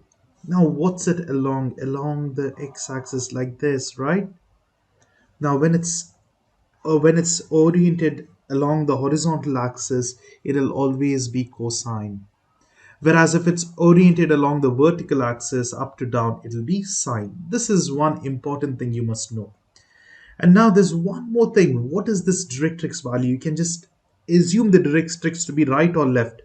If you see the shape over here, the midpoint is somewhere over here, so the directrix will be at the right.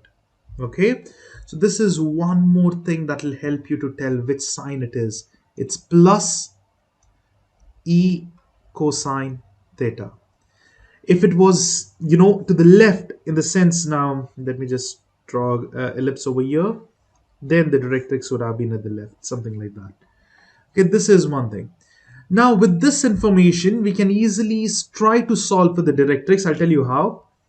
Again, I'll write the form. It's e times d divided by 1, and now I told it's cosine theta, and over here there is a e value.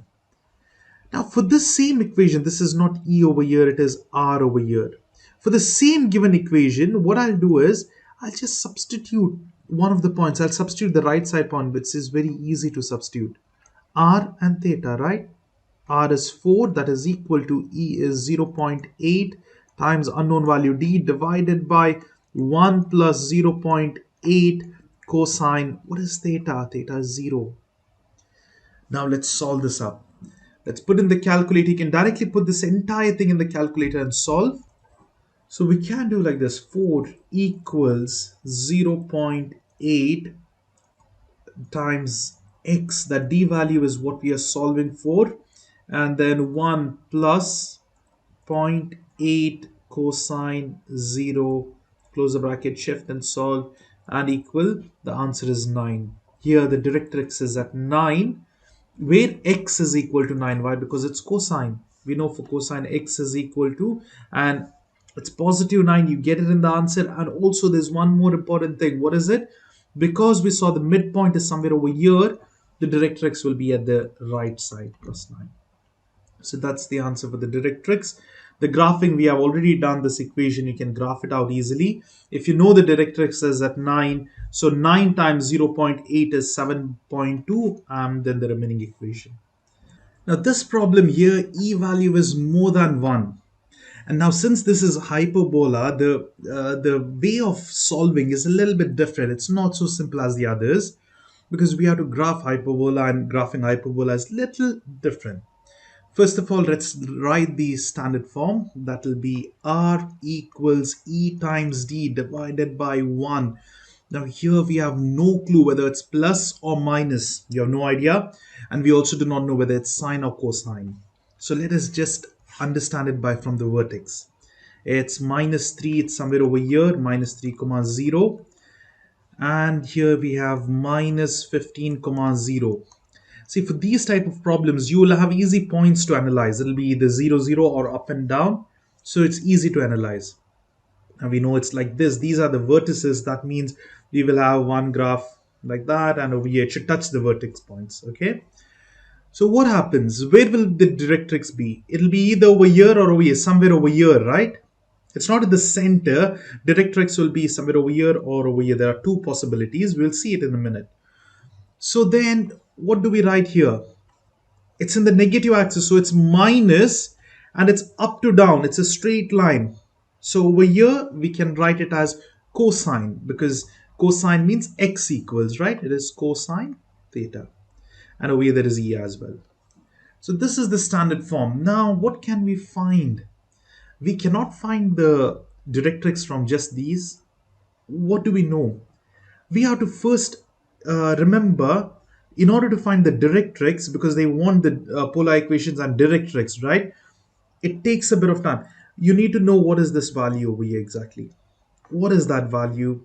That value is 2a. If you recall hyperbolas, that total thing is 2a, and that is 15. This much is 15 minus 3 is 12. 12 by this is 12 over here. How did I do that? The total distance from here to here is 15 minus 3, that will be 12. That much distance is covered in this total length, but we need only a will be 6, that's half of that. But now what's the midpoint here? What is exactly the midpoint? You can keep on counting like this, but otherwise it's very easy to find the midpoint. 12 minus, okay, now finding the midpoint, remember it's not at 0. If it was 0 and 15, it's 7.5. Yes, very easy, right? Now what happens is it's moved to minus 3. So the midpoint over here is a value. Half is 6. Somewhere over here it's 6. But don't write 6. We need to add this distance, right? Because 6 is in between these 2 points. But we have to go to the other side by 3 units. That means the midpoint over here 6. Midpoint here 6 is not 6 exactly. 6 plus 3, it will be 9. Minus 9. Look. Find the midpoint between these 2 points. Whatever the answer is, they add this distance. That will be shifted. So 6 is somewhere over here. That's not the midpoint. You shift by 3 units. Minus 9. That is the midpoint. That is it. So now this midpoint is obtained. We got the A value. We know the eccentricity, E. So can we find the directrix now? Yes, we can find the directrix, because the formula for D will be plus or minus. The answer is plus or minus. I believe it was, yeah, divided is by eccentricity and A. I think so. Yeah, A. Yeah. So you should remember these formulas. I can't remember accurately right now, but I believe this is correct. Anyways, we'll see if it's wrong later on. It's better to write these formulas down and memorize it. Okay. Now then, can we just substitute and find? What is A value? It's 6 divided by E is 1.5. That's 3 by 2. It's 1, 2, 2 times 2 is 4. It'll be 4 plus or minus. Now this is not the directrix. I'm so sorry. It's the X value of the directrix. I'll tell you what this value means, okay, in a minute. But this value is very important. You can consider it to be X value of the directrix. What this value means is, it's either plus 4 from the center or minus 4 from the center. This is what it means. The X value plus or minus the center will be the directrix. So this is minus 9. So the directrix will be either at, add 4 to it, it'll be minus 5, or it'll be at negative 13. So these are the possibilities of directrix, here or here, but you just have to choose one. Now, since it's writing question, you can just choose any one. I would just choose the one which is near the focus. This is the focus point. Minus 5. I just go with minus 5.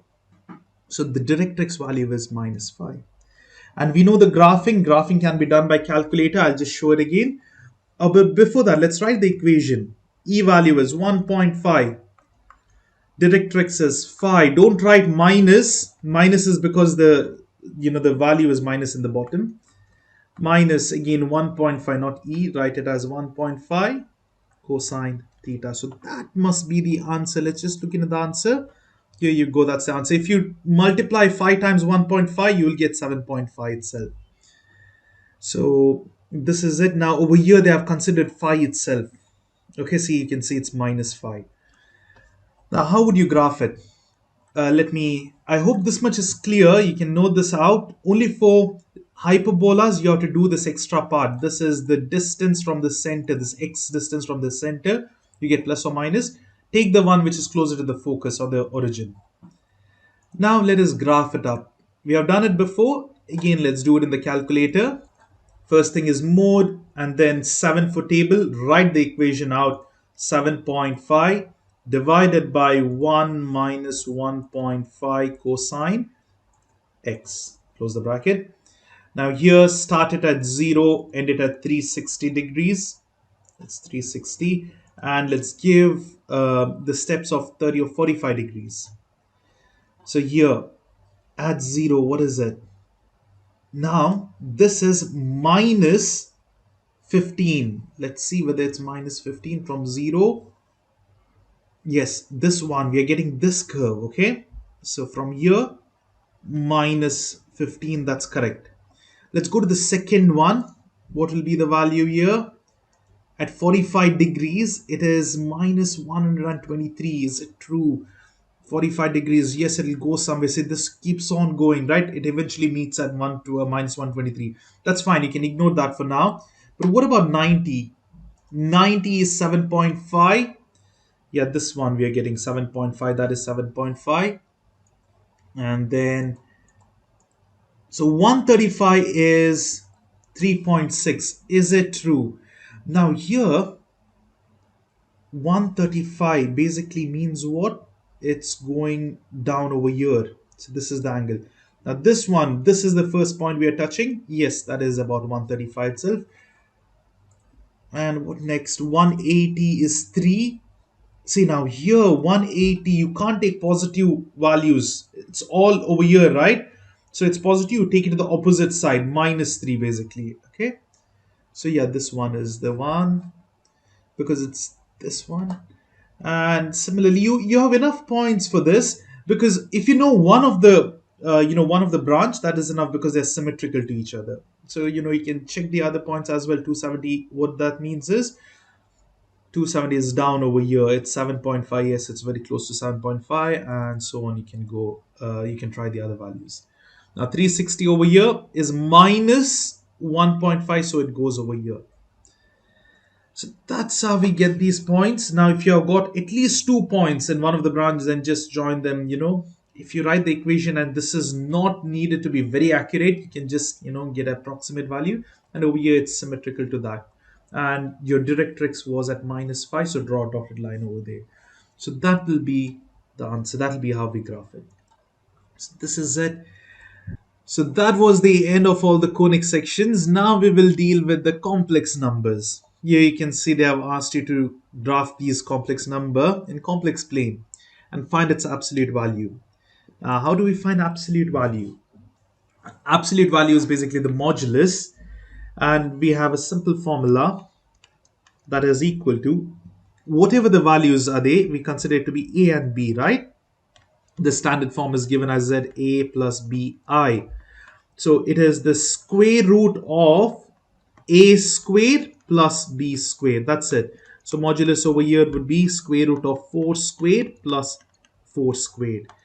That will be 16 plus 16 and square root of 32. You can just put in the calculator, you will get the answer. So it's square root 32, or you can write it as 5.66. Okay, now how do you graph this out? Let's look into this plane here. So easy. 4 positive, or just the 4 number, in the sense no I value must be there. See, this one is a real number, right? This is the imaginary part. The complex numbers has a real part, imaginary part. So our part is not having anything like no I or anything like that. It's just the number. That will be along the x-axis. So 4 is over here, 1, 2, 3, 4. Sorry, 1, 2, 3, 4 over here. And the imaginary part is the y-axis. So that is again 4 over here. So where does it intersect? This is the point 4 and 4. So you can see this R is for real part, I is for imaginary part. That's it. If you draw a straight line over here, that would be the radius given over here. So that's how we do that. And this one over here. Now let's look into the graph directly. Minus 3. So 1, 2, 3, left side minus 3 and 1. I is 1. So this is the point. Now do we find the modulus? The absolute value. That will be the square root of a squared, that is 3 squared, it's 9, plus 1. There's nothing, means it's 1 over here. It's square root 10. So this is how we solve it. Now these are very simple problems. Just remember, the part which is only having the number is the real part. The part which is having I is the imaginary part. Please try these by yourselves and then check the answers over here. This one as well. Very simple problems, all these ones. Here as well. And there's nothing difficulty in this. They're all same type. Here we have a different type of problem. It's about vectors. The force on an object is given by Z is equal to 10 plus 15I, where the components are measured in Newton N.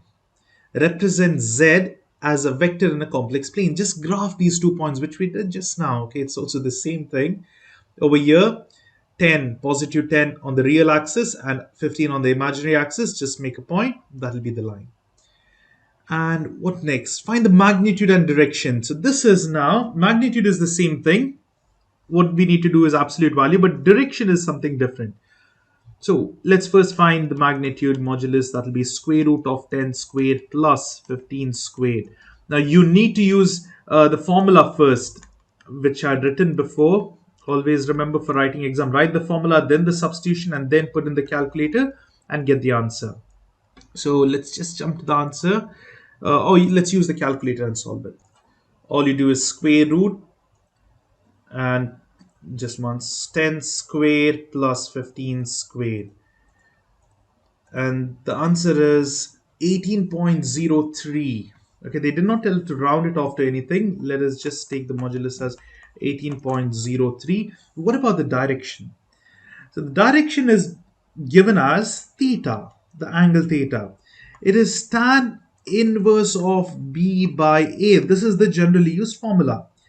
But this changes. We add 180 degree if at all this A value is negative. So this formula is when A is negative value. Okay, this A value, A plus BI, right? But now this is positive, so we just use tan inverse of B by A. That's it.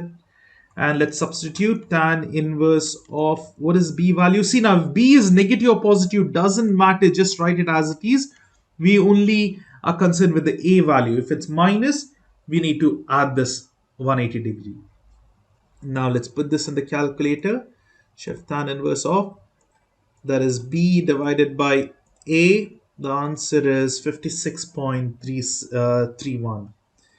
So these are the answers, 18.03 and 56.3. Now, if at all they want it in radian, now generally they'll ask you, find the degree. It's in writing exam. You can just write in degrees only, okay? The direction angle, write in degrees. But if they specify in radian, then you can shift mode and 4. Now this is in radians, okay? 0.98 in terms of radian or pi. But if you just want in degrees, shift mode and 3. That's the answer. Now this one again, it's the same thing. Express the complex number in, okay, no, it's not the same thing. It's in polar form. I hope you remember the formula for this. The answer must be in terms of Z is equal to R cosine theta plus I sine theta. I is the imaginary part, sine theta is corresponding to the imaginary, whereas cosine is to the real part. Now how do we do this? Is simple. We need to just find R and theta, which we did just now. R will be equal to square root of 4 squared plus 4 squared. We had done this before. So R, this is the answer. Theta will be equal to tan inverse of 4 by 4, which is 1, So here, all you do is put this as 1, and the answer is 45 degrees. So theta is 45 degrees. And what about this one over here? It is 4 squared plus 4 squared. Answer is 5.66. So 5.66 and theta is 45 degrees. Now just substitute it over here. R is 5.66 cosine 45 degrees plus I sine 45 degrees. So this is it. Now if you start simplifying this, if you put this in the calculator and solve, eventually you'll get this answer. You can try in the calculator. It'll be Z is equal to, what is cosine 45? It's the same. Cosine and sine 45, it's a root 2 by 2. I'm just, no need of doing this, but if you do this, root 2 by 2 plus I times root 2 by 2. Okay, this is 2, sorry. Now, if you multiply this, I don't know what's the answer, but it won't be accurate, but it has to be 4. Let me show you. See over here, it's square root 2 by 2 times 5.66. It should be somewhere very close to 4 because we have not taken the exact values. We have rounded off, right? That is the question. But we just want the polar form, so don't do that. This is the answer. Now you can even write it in radians. Now this is correct, 5.66. What is 45 degrees in radians? It's pi by 4, isn't it? So we just write pi by 4 plus I sine pi by 4. See, if I was correcting your paper and if you are just written in 45 degrees, I would give you full marks. But sometimes they would expect you, because it's in polar form, to convert it to radians as well. Let's see what's the answer. Here it's, in radian form. But even this is absolutely correct. Don't worry. And they have taken the exact values. Okay, it's up to you. 5.66 is same as 4 root 2. So that is fine. Generally, nothing happens over here. But especially over here, when you convert to polar form, they write it in radians rather than degrees. Same thing over here. Now, I will do this problem because there's a little difference. R is simple. It's 2 square minus 2 square plus 1 square. The answer would be 5 square root 5. It will be 4 plus 1 square root 5. What about theta? It's tan inverse of, this is b by a. B is 1, by a is minus 2. But since this a value, 1 is b, a value is negative, you need to add 180 degrees. Or you need to add pi if it's in radians. So let's do this. Let's just put in the calculator.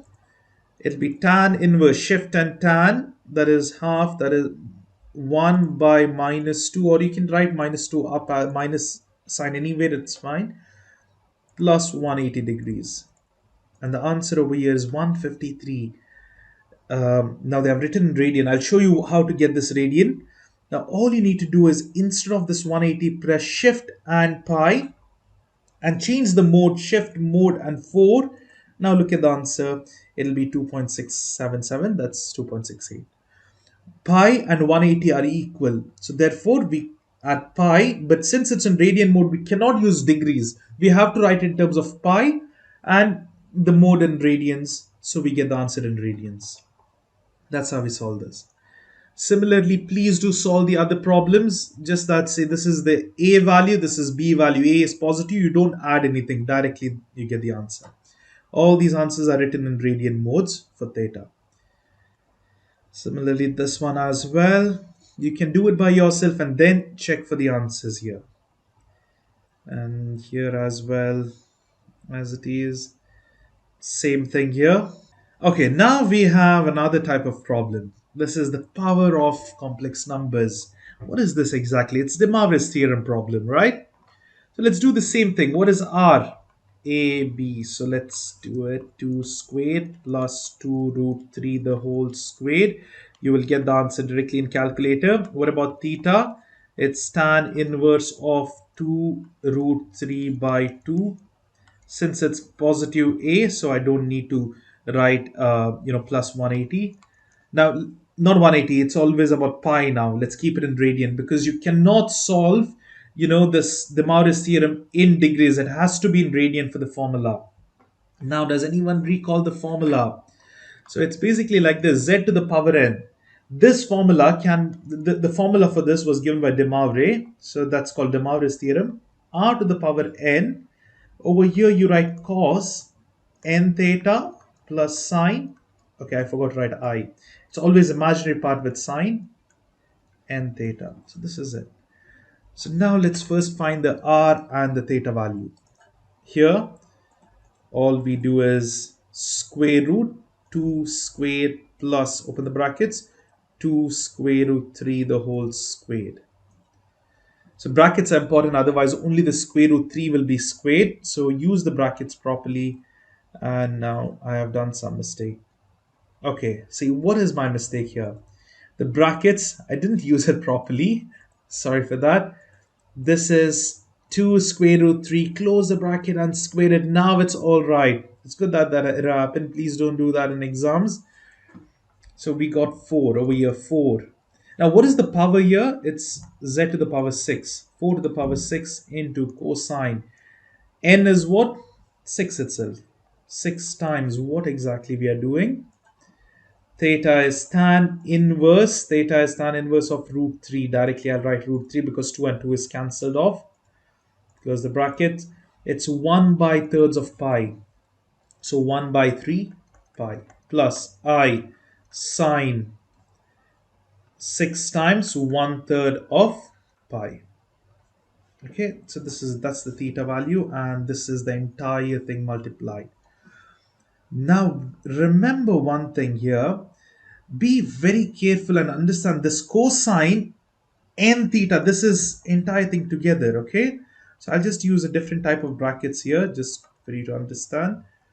See that everything is for the sine. This everything is inside sine. So why it matters is, now let me solve it up. 4 to the power 6 is 4096. So over here z to the power 6 is 4096 multiplied by what? Cosine 6 times multiplied, or you can just put the bracket, it's fine, 1/3, or you can do this, it's 2 pi over here because 6 times 1/3 is 2, 2 times pi is 2 pi directly, but let me write it out over here. And pi is shift and this symbol here. Close the bracket twice because once for the cosine and once over here multiplied with 6, and the answer is 1. So let me write it as 1 plus I. What about sine? All I do is leave that as it is. Just change the cosine from here, delete it and make it sine, and the answer is 0. So multiplied by 0. This should be big brackets. Now that is 4096 times 1 because this is 0, right? So the answer is 4096. That's it. So the sixth power to this particular term is 4096. That's 4096. Similarly, this goes the same way, just like what we have done a while ago. Now, what they have done over here is, okay, they have just taken tan inverse. Let me see the previous one. Okay, this was much easier. Here you can see they wanted to take the exact value. That's why they have taken tan inverse entirely.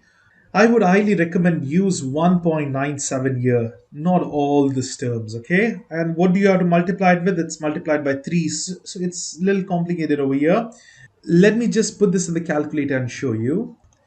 So here, let me just take this part. No, they have already directly multiplied, so let me show you what's happening. 2197 multiplied by cosine, bracket is already open, 3 multiplied by bracket open. Now instead of all this, right, I just write 1.97. Close the brackets. The answer is 20. Okay, see, now I understand why they have written the exact value. See, if you use 1.97, it varies a lot, isn't it? See, the variation is 1045. It's supposed to be 1035, but if you put the exact value, that's over here, instead of 1.97, I'll take tan inverse, shift tan inverse 12 by minus 5, close the bracket and then add pi and again close the bracket. So that will be equal to, okay, I've done a mistake. See, now the brackets are not closed properly. Maybe I've okay, I had to write this. Okay, this is closed, this is also closed over here. 1 2 brackets are closed extra. There's only one bracket. Okay, there's one extra bracket, so let me just remove that. So you can see the exact value is 2035. By the way, if you're getting confused with the brackets, see how many are open. 1 2 3. So closing 1 2 3. So that's it. So you can see there's a big variation. That's the reason why they have done this. But you can avoid that if you take, say, 4 decimal points. Instead of 1.97, take about 4 to 5 decimal points. You'll get a much accurate answer. That's the only thing over here that's done. I'll just show you over here. Tan inverse of 12 by minus 5 plus pi. The plus pi is because over here A value, see, minus phi is the A value. A and B is the I, whatever is the coefficient of I, right? A is negative, that's why we add pi. So it's 1.96. If you have taken 1.9656, then you will get much accurate answer over here instead of all that. So that's the thing. And the same thing, this multiplied with the imaginary part as well. So that's how we solve it. Please do try these problems by yourselves. The solutions, the methods are also over here available. This one as well. Now, the previous one is very simple. Why? Because you don't have to convert anything. The radius is given. You just multiply this 4 power 4, then multiply pi by 2 by 4 and this pi by 2 by 4 and directly put in the calculator. And here as well, these are all solved up. Same thing here, even over here. And so depending on the n, see, this is the n. If it's in rectangular form, what you need to do is like x and y coordinates. You need to first find the radius, theta, then use the Moivre's theorem. Same thing, it's only power 2. This is easy because everything is given, you just take the power. This one as well. Now let's look into the different type one. Design. Suha works for an advertising agency. She wants to incorporate a design comprised of regular hexagons as the artwork for one of her proposals. Suha can locate the vertices of one of the central regular hexagons by graphing the solution to x to the power 6 minus 1 is equal to 0 in the complex plane. Find the vertices of this hexagon. So this is basically, what they're asking is find the solutions, right? Yeah, graphing the solutions. Basically, you have x to the power 6. I'll take minus 1 to the other side. It'll be 1. You need to know what are the solutions for this particular equation. It's 6x raised to this power 6. There are 6 different solutions. Now, they want it in complex plane. So what happens is, in order to solve such problems, because you have to solve square root, right? Or not just square root, it's power 6 over here. You need to solve by distinct roots. You need to find the 6 roots. There are 6 distinct roots by this one formula that is given as 1 by, you can consider that as n.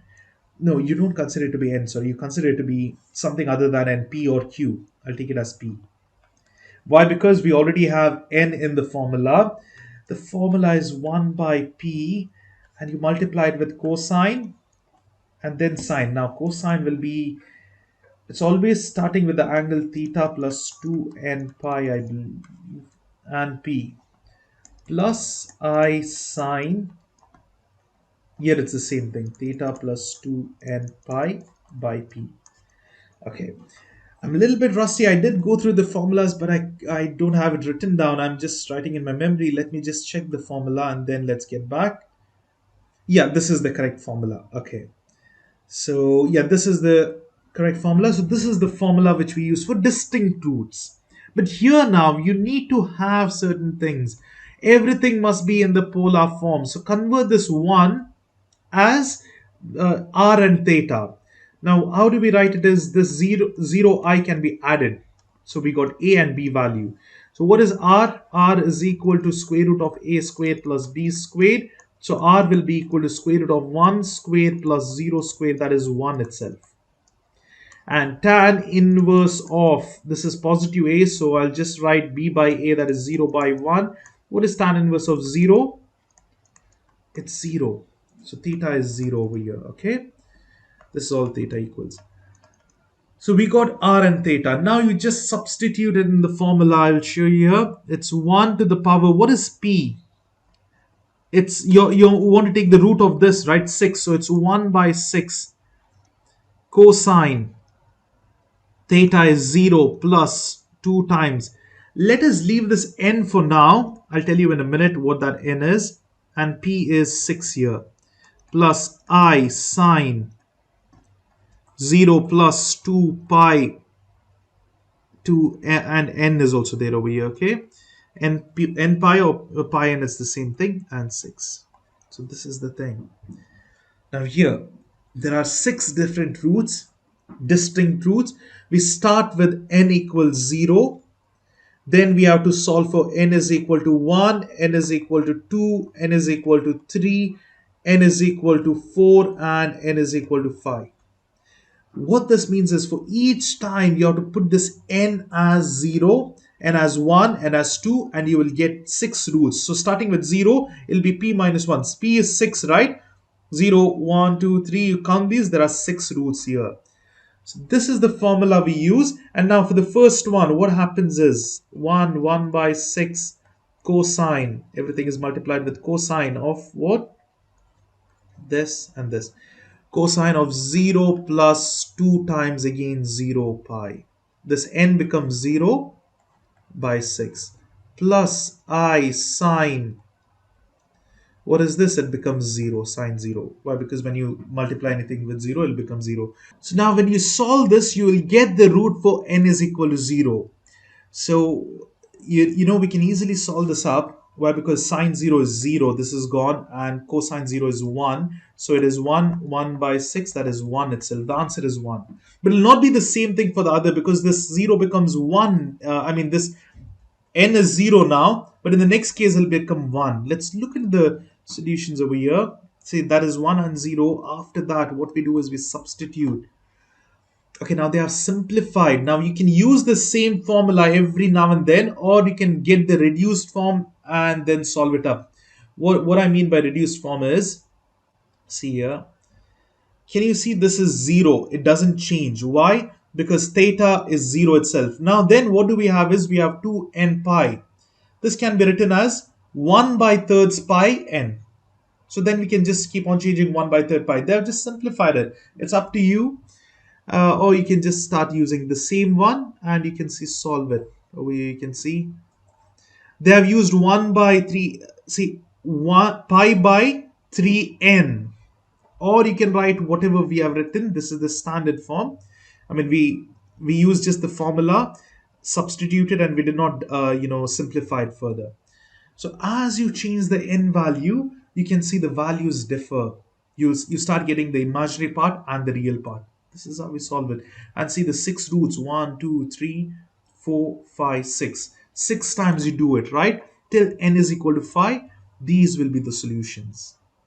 So for this problem, all you need to do is take the 6th root. The p value will be 6. 6th roots, right?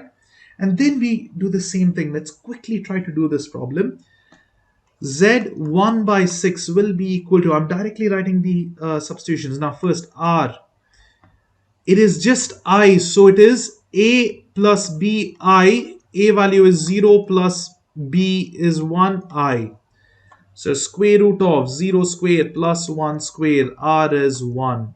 What about the angle tan inverse of 1 by 0?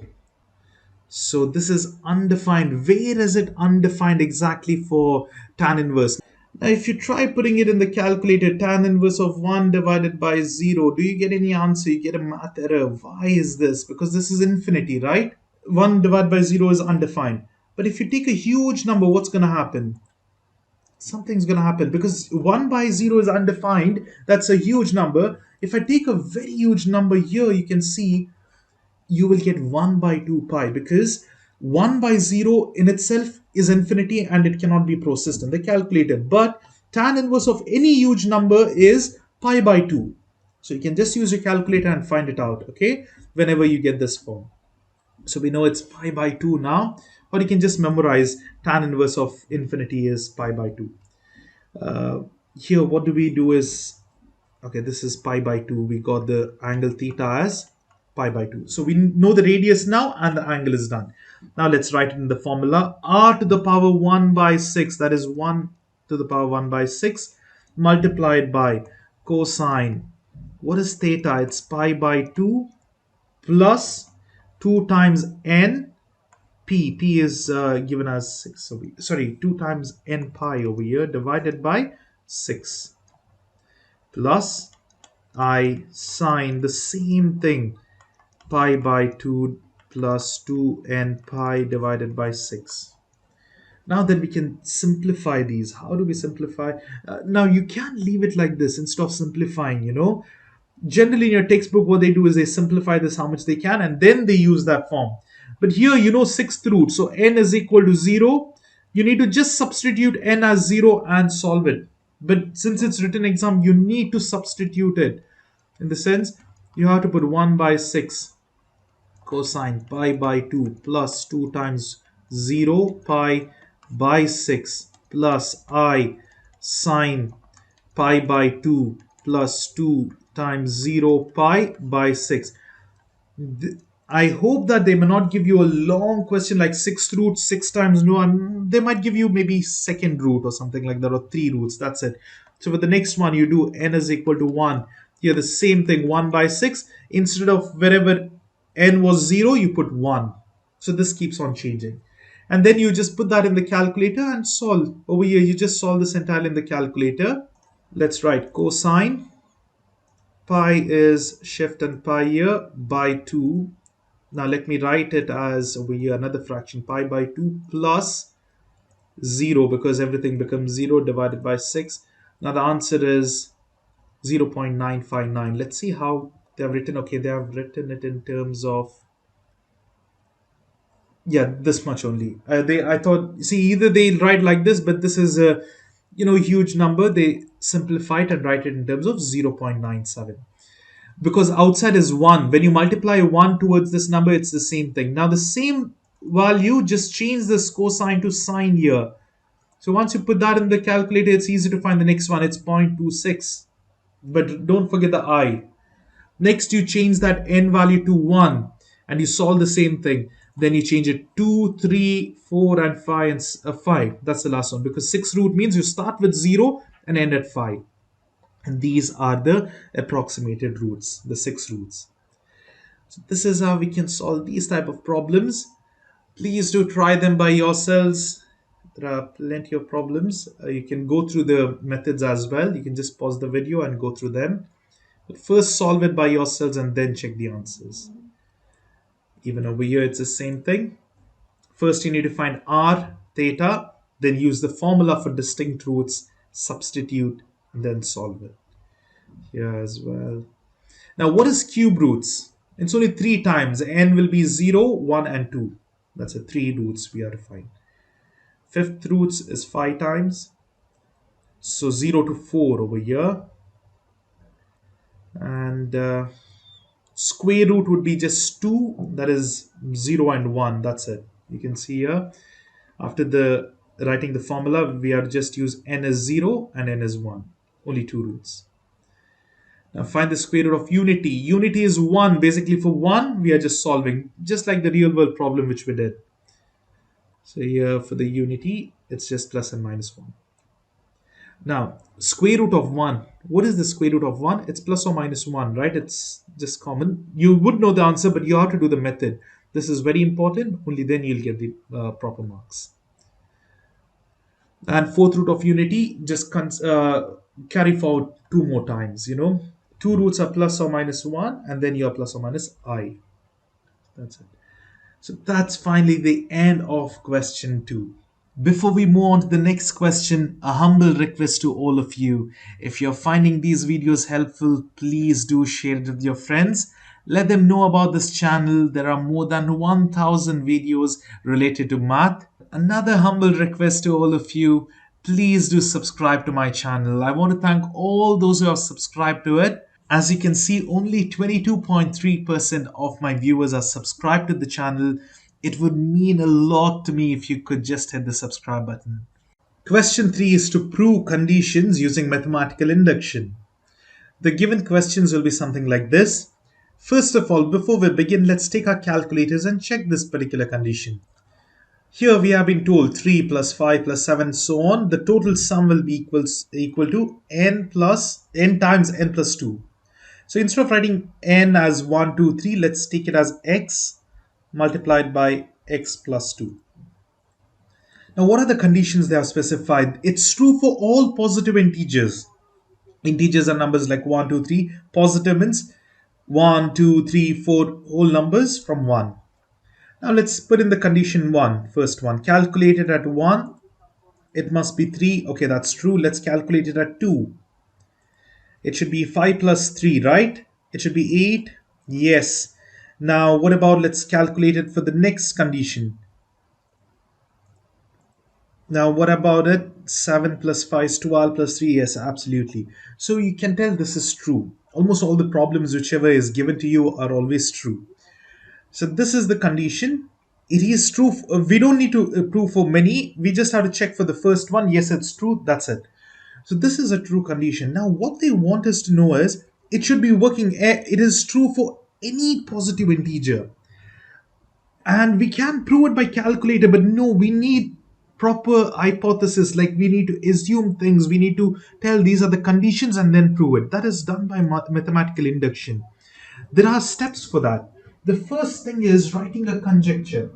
So conjecture, these are like there are 4 important steps, and the last one is conclusion, the 5th one. Okay, so conjecture would be basically the given, whatever is given. All you need to do is write over here, let Pn be the statement, be whatever is given over here. 3 plus 5 plus 7 plus dot dot dot. It goes on till 2n plus 1. That is equal to n into n plus 2. So this is the first sentence you need to write in your exam. The next one, second one would be, you don't need to write 1, 2. This is the main heading, but if you want, you can write it. It's called anchor step. Anchor step is what we just now did in the calculator. It's testing. It's basically verification for any one of the steps. Let's write let n is equal to 1, and then you can tell the right side is 3, right? Just let n is equal to 1, and then you can tell Pn is true because we checked it. Pn is true because we have assumed this to be Pn, right? For n is equal to 1. You don't need to write all the details. If you see the textbook, there's so much, but I'm just lessening it down. Just whatever is required, bare minimum, that's enough. Third one, this is called inductive hypothesis. Inductive hypothesis. Now then, here we are proposing our own statements. So what we do is basically instead of n we take k and we write the statement. Let's assume 3 plus 5 plus 7 plus dot dot dot goes on till 2k. Instead of n, I'm just taking k plus 1, that is equal to k over here, not n, k into k plus 2. Be true for all integers, and you can just write it. That's enough. Be true. This is the given condition. We are just changing instead of n to k. Now this is just hypothesis. Now for us we need inductive step. Inductive step means if this is true, then in order to tell us it's true for all integers, let's take one more integer like n plus 1. Let's take k plus 1. Sorry. Here, let's take k plus 1. And this over here, one more term, not n, let's take k plus 1 term. Okay. And add it to both the sides. In the sense, okay, this is continuous for continuous next integers as well, right? It should be till infinity if it's if it's true for all positive integers. So look at the statement, look at the given question. Let's add one more term. That is n plus 1th term. But since we're taking in terms of k, let's write k plus 1th term. So k plus 1 term, add it to both sides. You don't need to write that basically. Okay, what we are doing is we are adding k plus 1 term. What is the k plus 1th term? In the sense, look here, it is 2k plus 1, right? Instead of k, I'll write k plus 1 plus 1. This is it. I hope this is clear. Here, whatever n is there, we have to just do n plus 1. But since over here we have k, I'm taking that as k plus 1. Now the statement, the given condition will be 3 plus 5 plus 7 plus dot dot dot plus. Here we have 2k plus 1, and then the next term plus 2k plus 1 plus 1. This must be equal to the right side as well because we're adding on both the sides, isn't it? So let us do this. Let's add it over here as well. Plus 1. Now what? Okay, this is it, right? Yeah, I did not close the bracket. Now what we are exactly doing is we are telling if we add one more term over here and over here, these terms basically must be what? Just n plus 1 term. So the final answer over here, no matter what, we must get here instead of n, we should have n plus 1. But we are dealing with k, so it should be k plus 1. And over here also k plus 1 plus 2. And over here it will be, we already took that 2 into instead of n k plus 1 plus 1. This is what happens. And then all the other terms, okay? So this is what we are going to prove. So you already know the answer, but we need to prove it up. No matter what, write so much. It's just from the questions what we are writing. You can just memorize this. Only the whatever given question you need to write it. It might change. You might have fraction, you might have decimal. Just write them as it is. And so much you can do no matter what. So the left side, don't do anything that's done. That'll be the same thing, you know, the same thing will be written over here. But the right side here, okay, I've done one mistake. I have to add the, k plus 1 term plus and plus over here, right? I forgot to write plus here. So let's multiply this over here, k squared plus 2 times k plus over here what happens is it'll be 2k plus 2 plus 1. We will simplify this. It'll be k squared plus 4k plus 3. Now we got this, but look at the answer. We need it like this. How can we write it like that? So over here, this is quadratics, right? How about we write in terms of quadratic? Let's take a calculator and solve it in mode phi 3. We can solve this and write the roots over here. So all you need to do is mode phi and 3 for quadratic. Now what is the coefficients? It's 1, 4, and lastly we have 3. So the answer is -1 and -3. But since we are writing in factors over here, all you need to do is k plus 1, k plus 3. So this is the two terms. Now look here. If it's minus, you'll write inside as plus, and over here this was minus, we write plus. Now if you look carefully, this plus 1, k plus 1 is done. Only this term, k plus 3, needs to be written in terms of k plus 1 plus 2. Can we write that? Okay, k plus 1 remains as it is. How about we write k plus 3 as 1 and plus 2? It's the same thing. If I add it, it'll be plus 3. So absolutely, this is done. So in other words, if you just do this step, multiply them all up, you will get quadratic, and then just find the roots. And then the last step, you know it from the question itself, you can write it out. That will be the answer. So that's it. That will be the fourth step. And after this, there is something called conclusion.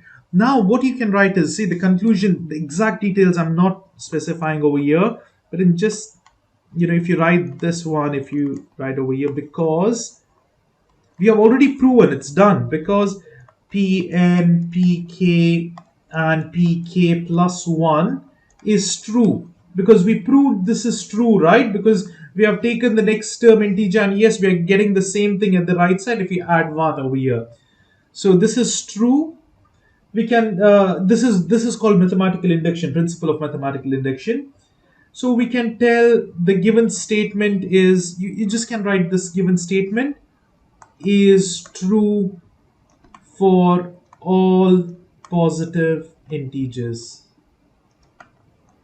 So integers. So after you write all this, below this you should write the step 5, that's conclusion, and that would be the answer. So you can see over here it's all done in detail. Now what we are doing is we are just writing this given in terms of k, and then you're adding the next term. How do you add from the left side? Instead of this k, this becomes k, right? You write k plus 1. That's it. And the same term is added at the right as well. And then you simplify the right side, you get the two terms, and then you write in terms like this. But directly you can write this answer. This is going to be n plus 1, n plus 1 plus 2. That's it. But we take it in terms of k. It's just that you can take any other alphabet as well. If you want, you can take it as m, no problem. And this one as well. It's the same thing. You can do it by the same way. I'll just tell you what's been done. Your last term is n. Now what they are telling is you just keep on adding it. So let's see what will be the next term of n. It will be n plus 1, but we take it as k plus 1. So you can see k plus 1 is added. Same thing will be added over here. See, k plus 1 is added. What will be the final answer? Here, k plus 1 multiplied by k plus 1 plus 1 divided by 2. This must be there. Are we getting it? We need to simplify. What do we do over here? Take the common fraction. So you multiply 2 here. And then now you just need to rearrange. You can multiply this k inside. Look over the steps. It'll become a quadratic form. Split it out. And okay, done. K plus 1 is done. But there's k plus 2, which can be split as plus 1 plus 1. That's it. So even if you miss some steps, now you know a few of the steps. Write those few steps. Even if you miss, you can directly write the step. Why? From the given mathematical induction, you can write this easily. So and then you can just write the conclusion statement. It's true for n is equal to 3 and so on. Same thing goes over here. What would be the next one? It'll be power. Now it's not 2 plus 1. It is wherever n is there, that becomes k. So it'll be power k plus 1. So that has been added both the sides. You can see over here also that has been added. Now what about the exponents? Here this 2 is multiplied. Let me just solve this up. First, what you can do is you can multiply this 2 inside. It becomes 2 multiplied by 2k plus 1. Sorry, it's only k. 2k, 2 times 2k minus 2 plus 2k plus 1. Now, what is 2 and multiplied by 2k? This is power 1, right? When you add this up, it will be 1 plus k. You can add the powers up when there are two same bases. But let's write the k first. K plus 1 minus 2 plus 2k plus 1. How many times this 2k plus 1 is there? It's 2 times. So I can write 2 times of 2k plus 1 because they have repeated twice. 1, 1 and minus 2. There is 2 and 2 common out. We can take 2 outside. It will be 2k plus 1 minus 1. This would be the answer. So what just happened? You multiplied this 2 inside, you got 2k plus 1 here. 2k plus 1, 2k plus 1 is repeated. Instead of squaring it, you can just write 2 times. It's the same thing because there are 2 times. 2 times of this term. Minus 2. Now 2 and 2 is common. We remove it out and we get this term. It's basic, exponents and algebra. Here as well, what you should see over here is for k plus 1. You can see here, see this becomes the last term k plus 1 minus 1. Only wherever k is there, you just make that next. That is, add 1 to it. Now here you just have to add this term entirely. See, 4k plus 1 minus 1. This term, whatever has been added over here, should be added to the right. That's when it's balanced. The final answer, you can directly see from here. It'll be k plus 1 whole square plus k plus 1.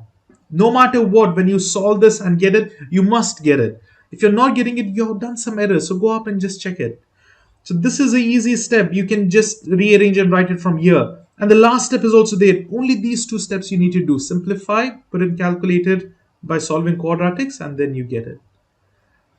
Same thing goes for this one as well. Here you can say it'll be 3k plus 1 minus 2 to both the sides. There is fraction, so make sure you solve this fraction rational functions. And here ultimately the answer would be k plus 1. 3 times k plus 1 minus 1 by 2. Here as well, it'll be, now when you're adding, you just add to n, which is like basically k, right? See, if it was 3k, the power becomes k plus 1. Now here the k is the whole power. It's like basically like this, right, with the brackets. The k plus 1 whole cubed. The power is for the entire thing. Okay, so that's the thing. And you multiply it over here, and then again there's fractions. You can simplify it. So here you can see that's the answer. Now here they have not multiplied these 2 terms because k plus 1 the whole square multiplied, it'll be a power 4. Avoid such things. To solve this over here, all you need to do is mod phi and 3, and the coefficient is 1, 4 and 1.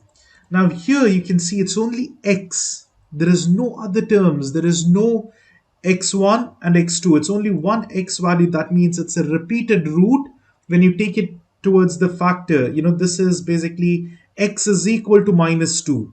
When you make it inside the bracket, it'll be plus. Always change the sign when you write the factors. So you can see here it's x plus 2 the whole square.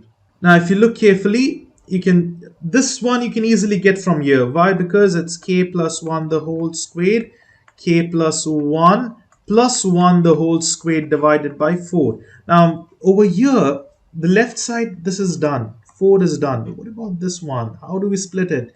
K plus 1 the whole squared, right? We can split this 2 as 1 plus 1. That's how we get it. Similarly, please do these other problems. They're all similar, just like how we had before. Now, this one here, it's k plus 1. This k becomes k plus 1 minus 1. So write it both the cases, and then, we use exponents and algebra. Try this as well. It's over here. All the detailed solutions are there. This is also similar. It's just we have fractions. Now, what do we do here is, we have to take the next term as 2k plus 1. 1 divided by 2k plus 1. So you can see this is added both the places. Now here you can solve it as fractions itself. Now here, if you look into it, we have 1 by 2k and 1 by 2k plus 1. It is very hard for us to solve this because they are different powers. So we need to try and get this as k plus 1. All you need to do is, see, 1 minus, multiply 2 up and down. This is also already, there was 2k over here. So it's 2k plus 1 by 2k plus 1, right? Now this 2 and 2 becomes what? This is power 1. It will become k plus 1. 1 minus 2 by 2k plus 1 plus 1 by 2k plus 1. Now can you solve this? Yes. It's basically like saying 2 by x minus 1 by x would be 1 by x. But we have over here minus plus. So the answer would be minus 1 by x, isn't it? Same thing, 1 minus 1 by 2k plus 1, just like fractions. So that's it. Now, a simple way to understand is, imagine this is the fraction, plus 1 by 8. Minus 2 by 8 plus 1 by 8 is basically minus 1 by 8, isn't it? So the same thing happened over here. And now once we have that, we are done. Why? Because see, the final answer must be 1 minus 1 by 2k plus 1. This is it. Look into the question. What do we need? We need this, and when we simplify this, it's done. No need of further simplification. So that's the answer. Even over here, you can try it out by yourself. It's just a little bigger. Why? Because you can see this is a huge term now, what we are adding. Okay, now this one is a little bit interesting. Why? Because there are two terms and it becomes in the denominator. That's the only thing. But the basic algebra and, multiplication, the cross multiplication rules you should know. Rational functions basically here. So what happens here? 1 by k plus 1 is multiplied to k plus 1 plus 1. This is the term at the left side. What happens in the right side? Left side remains the same. It's done. Right side, we are adding it. When we solve this, we need to get k plus 1 divided by k plus 1 plus 1. That's it. So now here we take the common denominator, rational functions, and you can just multiply this over here, and then write them together. Or you can take LCD, whichever is, that's up to you. Over here, just put in the calculator. What happens is, you will just get one root. So that is repeated twice, therefore we write power 2 because it's repeated twice. And then over here we can just simplify it further, the square and cancels. And then this plus 2 can be written as 1 plus 1. Therefore we get this. And that's it over here. So that's the first type of questions. Now we go to the second type. It's again the same procedures, the same write-up, what we had written. The first step, second step, last fifth one is conclusion. The same thing, but we have to find whether this is divisible. A little bit of changes. Let me write the conjecture. Conjecture is basically given, okay? So let Pn be the statement 9n to the power n minus 1 is divisible by, just writing it out, divisible by 8. So that's the first statement. Next one is anchor step. Anchor step is basically you're proving whether it's true or no. So let's take n is equal to 1. So what happens? It'll be over here for n is equal to 1, it'll be 9 minus 1, it's 8. Yes, it's divisible by 8. So yes, Pn is true for n is equal to 1. Why? Because over here it'll be 8. 8 is divisible by 8. What divisible by 8 means is all multiples of 8. If you have 16, 24, 32, these are all divisible by 8. Why? Because when you divide by 8, you'll get a whole number. Over here by 8, it's 3. Over here by 8, it's 4. So you're getting whole numbers. Then inductive hypothesis. Inductive hypothesis. We have to take n is equal to k here. That's it. What we do is we'll take this as 9k minus 1 must be divisible by, okay, this is inductive hypothesis. Just take 9 must be divisible, e is divisible by. So I just got confused with the inductive hypothesis and inductive step. They are similar. If you just miss one here and there, it's fine, by 8. So this is the statement. I've just written in terms of k. Whatever is written, the conjecture, you just write in terms of k. Now we write inductive step. Inductive step would be 9. Okay, now we have to reason this out. So we know this is the given condition, right? So let us take this 9k minus 1 for, if it's divisible by 8 for any integer, for future further positive integers, right? What's it gonna be? It must be divisible by 8 times r. You can have anything over here. In the sense now, if you have say 7, it's not divisible by 8, but if you have 7 times 8, this is divisible by 8, right? When you divide, you'll get a whole number. Because they're all multiples of 8. So you should have 8 times something. That's the condition over here. If it was divisible by say 4, you should have 4 times some number. This r can be anything. For some integer r, like this r is also integer. It's not a decimal. So you have to tell for some integer r. This is the hypothesis and conditions we are setting it out. And now then, if this is the condition, we have to show. Now what we were doing in the previous problems, just one extra next integer, right? So that's what. Let's show 9k plus 1 minus 1 is also divisible by r. Is divisible by. If we show this is true by 8, sorry, not r, by 8. If we show the next step is also divisible by 8, then that is true. It is true for all positive integers. So how can we get this? We have only this condition, right? Let's use that one only. 9k minus 1 equals 8 times something here, right? Let me write it as r. And now what is the final answer? Final answer will be from this given condition. It must be 9k plus 1 minus 1 must be 8 times some numbers will be there. Doesn't matter what, but we have to write 8 times something. Now if you look over here, we have k plus 1 here. So how can I get this k plus 1? I have to multiply by 9. But before that, let's take this minus 1 to the other side. It'll be much easier then, because this is what we are focused on. It'll become plus 1 here. Now let's multiply by 9 on both the sides, because it'll be 9 times 9k, that is equal to 9 times 8r plus 1. Now this becomes 9k plus 1 over here, because 1 multiplied by k, the power of exponent rule states you add the powers, right? It'll be k plus 1. And over here it'll be 8 times 9 is 9 times 8 is 72 r plus, it'll become 9.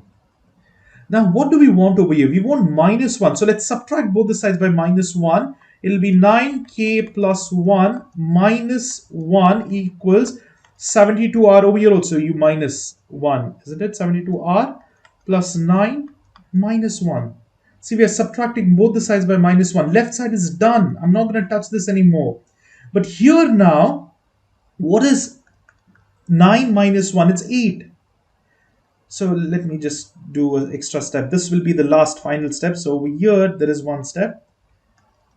8 plus 72r. I can write it, or let me just write it like this. 72r, right? Plus 8. I can write it anyway. That's fine. Now, can I remove 8 common? Because 8 is divisible by 8. 72 is also divisible by 8. If I remove 8 outside, what is going to remain? I will be remaining with 9 times r plus 1. So I got a number. This doesn't matter whatever this number is, but outside there is 8. So this has to be divisible by 8, because when I divide over here both the sides by 8, this 8 cancels and you will have a whole number here. So this is the condition. Yes, this final condition is met. It is divisible by 8. That's the answer. And then we have to do the conclusion, which you have done in the last step, right? Same thing you can write. It works for n is equal to n, k plus 1, and it is true for all positive integers. So these are the conditions. Now you can see over here it's written properly. So this is what they have done. They have written all the conjecture, anchor step, induction, everything together, the hypothesis. Now this is very important what we did over there just a while ago. See over here we have solved it, right? The same steps are over here.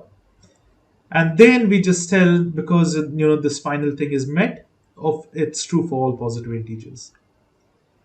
Same conditions go over here as well. It's just that we have to make it divisible by 5. So it must be in terms of 5 multiplied by something. Look, the final answer from here only can tell. 6k plus 1 plus 4 equals 5 multiplied by something over here. Here as well. Please do try this by yourselves. You can see all the steps are given over here. This is simple algebra, but just keep in mind, whatever is this power base, you need to multiply that number both the sides. Because I need to have this plus 1, isn't it? So in order to get it plus 1, I have to multiply. Oh, here I forgot to see. This is, I'll just solve this up over here. We have 3k minus 1. The final answer should be 3k plus 1 in the bracket. It's not 3k plus 1. It's only the n becomes k, and it is k plus 1 here. So if I multiply 2, it doesn't help me, because it will just become 2, 3n plus 1. This is not what I need. So this is not what I need. I need to multiply both the sides by 2 to the power 3. Here what happens? It will become, I have to take this to the other side. It will become 3k equals 7r. See, this minus 1 to the other side will become plus 1 over here. Okay, this is 7r. So now when I multiply both the sides by 2 to the power 3 and power 3, here I can write it as 2, 3 plus 3k. Or I'll write 3k first, because that time I'll have k plus 1 plus 3. This is the same thing. And at the right side, 2 to the power 3, it's for 8. 8 times 7, it's 56. R plus 8. Now here let me write it out. 2, 3 outside, I'm removing 3 common out, and we are remaining with k plus 1. That will be equal to 56r plus 8. Now I need that minus 1, right? So I'll take minus 1 on both the sides. So it will be 3 into k plus 1 minus 1. That will be equal to 56r plus 7. Now this is divisible by 7, because I can take 7 outside and I'm remaining with 8r plus 1. So that's how we prove it. You can see the steps are over here. But just remember, because it's 3k, we have to multiply 2 to the power 3, not just 2, Now this one has powers raised on both the sides, 2, 5 and 2. So let me solve this one. This is a little different, So what's happening here? Here, let's first write the statement. 5k minus 2k equals 3 times r, because it's divisible by 3. It should be 3 times r. I know the final answer must be k plus 1 minus 2k plus 1, that is equal to 3 times some number. Okay. So what we do over here is, let's take this minus to the other side. It'll be easier. 5k equals 2k. We write this first, plus 3 times r. And now which is greater, we leave it over here, or whichever is positive, that's it. Because this is positive, we left it over here, the negative to the other side. Multiply both the sides by phi, the greater number, not the smaller one, because if we multiply this by greater number, phi over here, phi to the power k, that is equal to, here also it's phi multiplied by 2k plus 3r. If you multiply phi inside, it's not going to help you at all. It's just going to be way too complicated. So what we are doing is basically, this side it's k plus 1, so it's done. Phi k plus 1 is done. This phi, we will split it as 2 plus 3. We have to do 2 plus whatever the other number, or generally it will be other number. Okay, but this 2 is very important based on what is this. So if you split phi as 2 plus, remaining will be 3. Now it's 2k plus 3r. Now distributive property, you just have to multiply this inside throughout, right? It'll be 2 times 2k plus 2 times 3 is 6r plus 3 times 2k, and then we have plus 3 times 3 is 9r. Okay, and left side is same thing. Here now we have got 2k plus 1 from this. Here there's 6r, 9r will be 15r, and then we have plus 3 times 2k. See, now you can't multiply 3 times 2 and write 6k because this is raised to the power and this is just a number. So it'll be 3 times 2 to the power k. Now we can take this k, 2k plus 1 to the other side. It'll be phi k plus 1 minus 2k plus 1. That is equal to, what is remaining? These two numbers. Can we take the 3 common out? Yes, 3 is removed out. So what your remaining is, I can write this 2k first, or you can write this, up to you, plus phi r. So that is the answer. Over here you can write it as phi r plus 2k or 2 to the power k. Okay, so that's it. That will be the final answer. Let's look at the steps. Yeah, you can see this is how it's done. I think so there are not all steps. You can follow this. The detailed steps are over here. This is it. And now we have inequalities. So I will walk you through these problems. They're similar like what we did a while ago. Same thing, we just write it. But over here, see, we consider this to be k, right? So 3k, it must be greater than or equal to 3k, right? And n is greater than or equal to 1. What will be the final condition? What we must solve for? We must solve for 3k plus 1 must be greater than or equal to 3 into k plus 1. If we prove this to be this, then we can tell, yes, that is true for all integers from basically mathematical induction. Now here you can see we have two conditions to solve. What are these conditions? The first one is very simple. Let me just write it out over here. First one is the given question itself. 3k greater than 3k. Okay, 3 raised to power k and 3k this multiplied. If I tell 3k, look into the screen because 3 raised to k, okay? I have not told 3 raised to the power k all the time. Now what we need plus 1, right? So just multiply 3 on both the sides. It'll be 3 times, it's not 33, it's 3 multiplied by 3 to power k and 3k multiplied by 3. This is going to be 3k plus 1. It's greater than or equal to over here. And greater than or equal to 9k. Now stop over here because you can't continue further. This is not going to help you. We have one condition. What is that condition? N is greater than or equal to 1, right? Once you get this left side, right, 3k plus 1, just stop. Whatever you get the right side, leave it like that. Now, if it is 9k here, don't jump to 9k. Don't multiply 9 both the sides. I'll tell you why in a minute. You can do 9k, but then you'll be stuck again. So you need to say, for example, take 6k. Okay? Okay, this should be taken as k, not n. 6 is multiplied on both the sides. It'll be 6k is greater than or equal to 6 here. And now, if this is the condition, 6 is greater than 3, right? Now, why I'm taking 3 is purely because over here there is 3.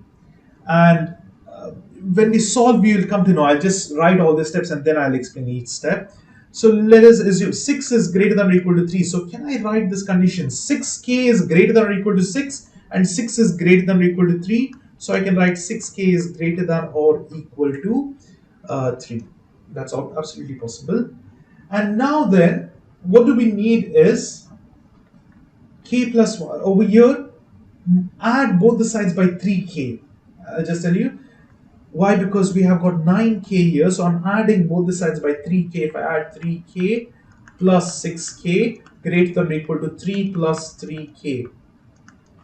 Now when I add this up, it will be 9k greater than or equal to, over here what's going to happen? 3 and 3 is common. If I remove 3 outside, it's basically k plus 1 or 1 plus k. So did I reach what I wanted? It's not yet done, but I got a condition here that is 3 raised to the power k plus 1 is greater than or equal to 9k, and 9k is greater than or equal to 3 into k plus 1. So I can write the final statement as 3k plus 1 must be greater than or equal to 3 times k plus 1. Hence, we are proving it. So now it's proved. This is the condition. Now, why I did over here 6 and 9 and everything? Imagine we multiplied it by 9. We multiplied 9k greater than or equal to 9. Then, fine, 9k is greater than or equal to 9. What can we do with this? We cannot do much. Look, your answer at the right side must be k plus 1. That means you need to add a k term. So don't go to the 9. Go to what is the number over here. This is all multiples of 3, right? If it was 2, 6, 8, then I would have gone with 2. You know, if it was 2 over here, depending on the given conditions. So what I did is I multiplied both the sides by k.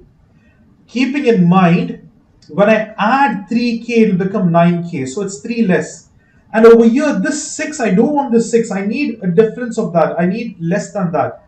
I need 3. Why? Because right side must be 3 only. So I made this 3 because I know 6 is greater than 3. So we can consider 6k. If 6k is greater than or equal to 6, it must and should be greater than or equal to 3 as well. Now here, this 3k, I'll add by 6k is added to 3k. So this is added. The right side also I'm adding 3k. Why? Because now this 3 and 3 is equal, same number. So I can remove that common out. It becomes plus 1. So this is how we can solve this problem. And now once you have got that inequality, yes, it's the conclusion is it's true for all integers. Now here we have factorial. So let me solve this up. The starting steps are all same. Now the first step will be k factorial must be greater than 4 power k. And the final answer should be k plus 1, the whole factorial must be greater than 4k plus 1. Let's see how we can solve this up. So here this is the given condition. Here we need to have k plus 1. But here it's not like the previous problems. We just multiply k or 1 or something like that. Now it's about factorials. Let's look into factorials. Imagine I have 3 factorial. That is 3 times 2 times 1. 4 factorial is 4 times 3 times 2 times 1. Now look at these carefully. This and this is repetitive. So if it's a higher number, if it's 4 factorial, I can write it as 4 times 3 factorials, 1 less than that. So if I have 7 factorial, I can write it as 7 times 6 factorial. That's absolutely right. It works for any number.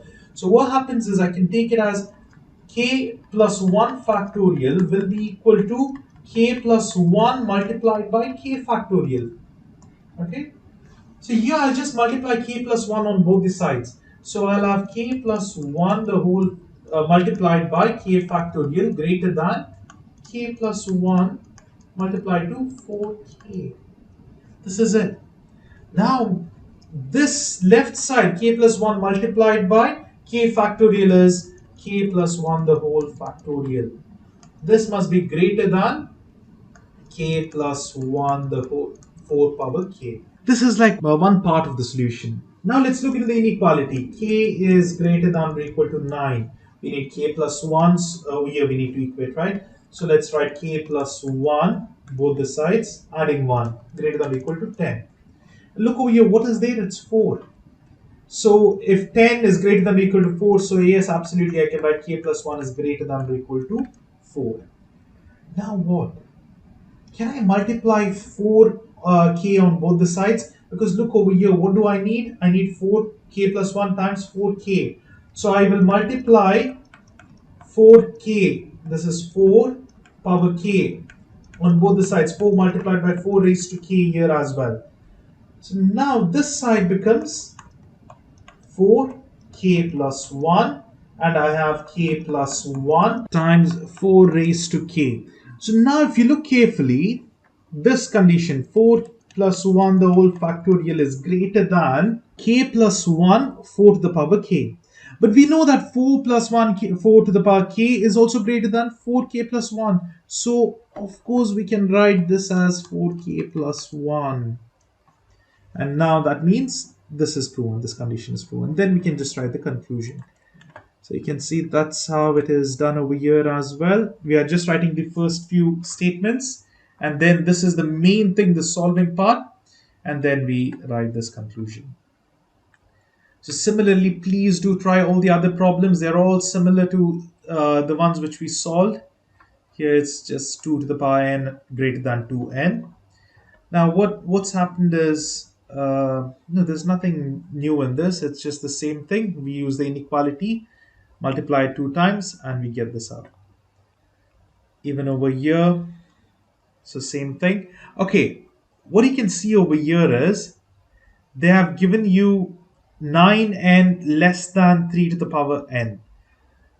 When we do the inequality, it's just that they're flipping away, because usually the power is on the left side, but they have flipped that, right? So that's why we're just flipping this to the other side, in the sense, if we have x is greater than 2, we can write 2 is less than x, because 2 is less than x in this condition, or x is greater than 2. So that's what is done, and then we are just solving it out.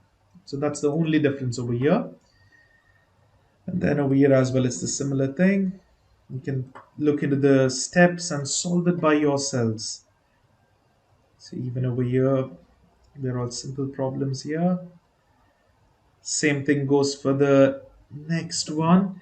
Okay, this is 1.5 raised to the power n.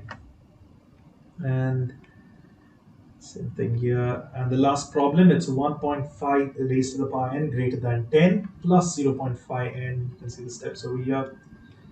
And that's it. And finally, that is the end of question 3. The question 4 is to use power series to approximate values of transcendental functions. Transcendental functions means some functions which is difficult to solve. Say for example, this is one of the basic example of transcendental function, sine x equals x. You can't directly jump and tell the answer, we need to do some trial and error. In calculator it's possible, yes, but these are not simply solvable by addition or multiplication, so they are called transcendental functions. Even e to the power x and something like this, these are all transcendental functions. Now we will be using power series. Look at this, e to the power 0.5 is needed to be approximated. Of course, you can put this in calculator and get the answer, but they've clearly mentioned do it till 3 decimal places and use exponential series. You might remember Taylor series, Maclaurin series. They have given the power series over here. We can solve it easily. I'll write the formula for exponential series. So e to the power x can be given as, over here it starts with 0, n is 0, and it goes until infinity. X power n divided by n factorial. This is the easiest of all. Now, it's better to write this in the formula because it's a writing exam, right? This is the formula. And then the expansion is, just plug in the values. If you put 0 over here and 0 over here, it'll be 1 by 1 plus. Now, if you put 1 and 1, it'll be x to the power 1 by 1, that is x. Plus, if you put over here 2, it'll be x power 2 by 2 factorial plus x power 3 by 3 factorial, and so on. It keeps on going till infinity, till n goes on till infinity. But here they have told fifth partial sum. That means you need to have 5 terms. 1, 2, 3, 4. Let me write one more. That is x power 4 by 4 factorial. 5 terms are there. If they ask you, say, sixth over here, you need to write till x power 5. 6 terms, see, because 1 and x1 is there. Then we start with x power 1, 2, 3, 4. So 1 less than whatever is given over here. So now then how do we solve it? It's very, very easy. We will just substitute instead of x, what do we have? 0.5, isn't it? So here what happens is 1 plus 0.5 plus 0.5 squared divided by 2 factorial plus 0.5 cubed divided by 3 factorial plus 0.5 to the power 4 by 4 factorial. Now you might be thinking we are going to use a calculator. Yes, we'll be using calculator, but these can be solved even without a calculator. Say 0.5, the whole square is 0.25. You can even over here try and get 0.625, and you can ultimately solve it without calculator. That is the thing. But now for your exams, use your calculator instead of wasting time. You can directly put this entire thing in the calculator and solve it up. I remember power series was there for me when I did my first year engineering. The thing is, we used to solve many problems at once. So what we did is we just put this in the scientific calculator like this in terms of x rather than putting the substitution. Just put it in terms of x, that is x squared by 2 factorial, that is shift and this symbol over here, x inverse. But press shift and x inverse, you'll get it like this. And plus x cubed power 3 by 3 factorial, and lastly we have x power 4 by 4 factorial. Now in your exam there'll be only one problem, but even though instead of typing in 0.5 each place, you can just put this out and now calculate it any value. Which value? Over here it's 0.5. So I just put 0.5. The answer is over here, that is 1.64, and they told 3 decimal places. So 1, 2, 3, it's 8. This is the answer. So that's how easily we can solve this problem. Now I'll leave that over there. I can use the same thing to solve any other problem. I'll show you in a minute. So this is how we do it. Now if you write so much, technically it should be full marks, okay? Let's just look over here what they have done.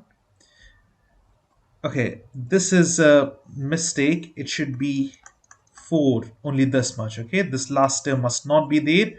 Fifth partial sum would be 1, 2, 3, 4, 5. That's it. And then what do we have is they have done just the first term, second term, third term. So it's not sixth term, it's fifth partial sum. Apologies for that. This term is disregarded, only 5 terms. And then we add those terms up and then we approximate it. Okay, now the reason over here is they have taken more values. Over here the answer is 1.649. The actual answer would be 1.648, which we got, because we have to take only fifth partial sum. So be careful. If you take more, then the answer varies. See over here they have taken 1, 2, 3, 4, 5, 6 partial sum. Your answer is 1.649, which is incorrect. Okay, if you take fifth partial sum, it should be this. You know, when I was preparing this solution set, I did not pay much attention to the solutions. I just, clipped it and posted it. But this is the actual answer, and you can see over here, there we go. Similarly, any other problem, just to check the answer, calc minus 0.25. That's it. And that will be the answer. That is 0.779. The 3 steps which I'd written a while ago, these are suffice. The formula, the substitution, the answer. This is very simple. The series, exponential or trigonometric series are just like this. But what you need to do is write the entire formula, write the clear substitution over here. You should put minus 0.25, and remember to put the bracket here when you write it out, because this is positive. I didn't write the brackets. And then you get the answer, round it off to 3 decimal places only. Now if you want the next answer, just press calc minus 2.5. And here we go. The answer is 0.648. Similarly, please do try all these answers. I'll just check one more. It's 0.8 over here. And you can see the answer must be 2.222. And yes, that's the answer. So this is it. This is how we can easily solve all these problems. Now here, let me just try this. 3.5. Absolutely, this is the correct answer. Now we have a real world problem. Let's look into this problem here. The population density P per square meter of zebra muscles in the upper Mississippi River can be modeled by P equals 3.5 e to the power 0.8t, 0.08t, where t is measured in weeks. Okay, that's the time in weeks. Use the fifth partial sum of the exponential series to estimate the zebra mussel population density after 4 weeks, 12 weeks, and 1 year. So it's the same thing which we'll have to repeat it. Now I'm just going to use the same thing because I'm just lazy to write it out again. This is the formula. I hope you remember. Now, there is a bit of change. We don't have just e to the power x. What we have over here is, so we need to change this up, and the answer will definitely change. What we have over here is 3.5 e to the power 0.08 t. I will take first one at 4 weeks. At t is equal to 4, it will be multiplied by 4 over here. So you can just start solving like this. What is it going to be? 32. So it will be 0.032 here, 0.032, or you can write 0.08 times 4. It's up to you. It's positive. This is power 2, 0.032, 0.032. But this is not the answer. We have just done this part. This entire thing is multiplied by what? 3.5. So this will be the answer. This will be the proper substitution. Because we have some factor, the coefficient is multiplied. The formula for e to the power anything, e to the power x, is given by the exponential series, which is written up over here. I hope you can see that. And the substitution is over here. Now we just put this in the calculator and get the answer. I'm going to use the same thing because it's just 5 terms. It's the same terms which we have used a while ago. I'll just multiply it by 3.5. That is this term. And what do? We need to calculate at 0.08 times 4, or you can write it as 0.032, up to you. The answer must be 4.81. Let's just look into the answer. Now they are rounded off to the nearest 10. They didn't tell it, right? Estimate. Yeah, they didn't tell it. But over here, they have just rounded off to the nearest 10. You can keep at least 2 decimal points. What I would write is 4.82 instead of 4.8. Now, if you want 12 weeks, all you need to do is, okay, I just realized one thing. I did an error over here, 0.0 I wrote. It's 0.32 only. My bad for that. Okay, that's the answer. When you multiply over here, it'll be 32. Because it's 2 digits, there'll be 3 and 2 over here. So I just missed that out. Okay, this will be the substitution. For the next one, you have to multiply 12 times 4. So, sorry, not 12 times 4. 12 times 0.08. This one, instead of 4 now, we have to take 12 weeks. Let me write it out. At t equals 12. It will be 3.5 e to the power 0.08 times 12. And, similarly, you can do the substitution over here as well. And for 1 year, you need to take 52 weeks. How many weeks are there in a year? 1 year is always equal to 52 weeks. So this is the substitution for the last one.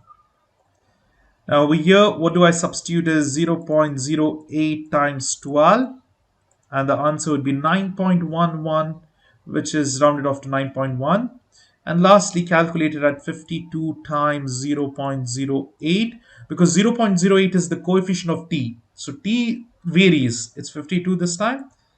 And last one is 134.0. So this is how we can solve this problem. All the exponential series are very easy. Now let's move on to the power series for cosine and sine functions. Now this is also not that difficult. I'll just write the formula. This is sine, right? There are 2 different formulas. I'll do both sine and cosine problem. Over here we have the similar thing. It's always from n0 to infinity. Now this is a little bit tricky. It's minus 1 power n, which is there even for cosine function. But the x, right, this is 2n minus 1. This is odd. Odd numbers are denoted by 2n minus 1. And down also we have 2n minus 1 factorial. Multiples of 2 are always even numbers, isn't it? Minus 1 would give you odd numbers. Now if we expand this, I'll just write it down over here. This is basically for sine x. So sine x is given as, over here, the first thing, when you apply 0, what's going to happen? Now, you do not need to, memorize all this all the time. Over here, it'll be 1, and over here, if you substitute, basically, you will get x when you substitute 0. And then next one would be, see, now, I'll write the formula and then I'll explain it. X power 3 factorial. I just remember sine is odd, cosine is even. This will be x power 5 by 5 factorial. Then we have x power 7 by 7 factorial. How many terms? Fifth, 1, 2, 3, 4. Let me write one more. X power 9 by 9 factorial. And this goes on forever. It's dot, dot, dot. So until infinity. Now, always remember, sine function is odd. And over here, the powers are 1. This is 1, 3, 5, 7, 9, and so on. Another thing is, this alternates, the sign alternates, because over here it keeps alternating, minus, plus, and so on. The same thing it is for even cosine, but cosine will do it in a while. I'll show you how easy it is. Once you write the formula, you just have to substitute over here. Sine of pi by 9 equals to, what happens?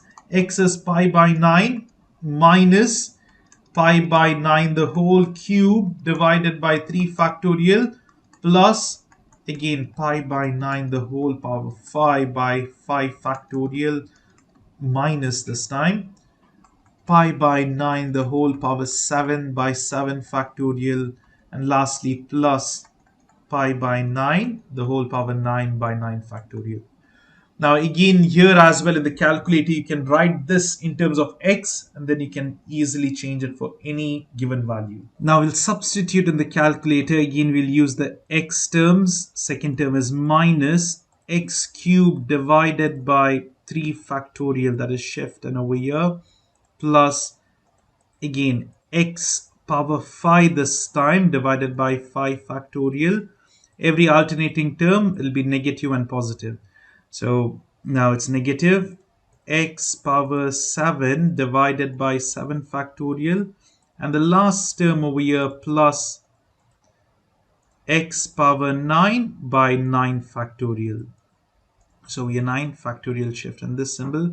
Now what do you calculate it at? We need to use pi by 9. So let's calculate it at pi, that is shift and pi divided by 9. And here we go, that is the answer. The answer must be, now here in this solution said this is wrong. They have done only 3 steps, which is error. They have asked fifth partial sum. That means you need to have 5 sums at least. See, like this, 5 terms, which I've done over here. But anyways, you'll get approximately the correct answer itself. So over here, yeah, even for 3, the answer is same. But actually, you must do this because you have to write it. All the 5 terms must be written, then put in the calculator, and your answer is 0.342. Here it doesn't matter if it's in radian or in degree, okay? Because x value is considered directly over here, like a value it's considered. Even if you take pi by 6, it'll be 3.14 divided by 6, and that's substituted over here.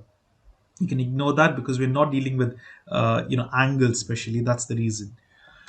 So this is how we basically solve it up. And next one is cosine. The formula varies just by little. Let me just show it out over here itself. See, what happens over here is we had odd number, that minus 1 is now removed. And over here as well, minus 1 is just removed. So it is just 2n. So it's very easy. Once you know one of the formula, the other one will be very easy. This is cosine.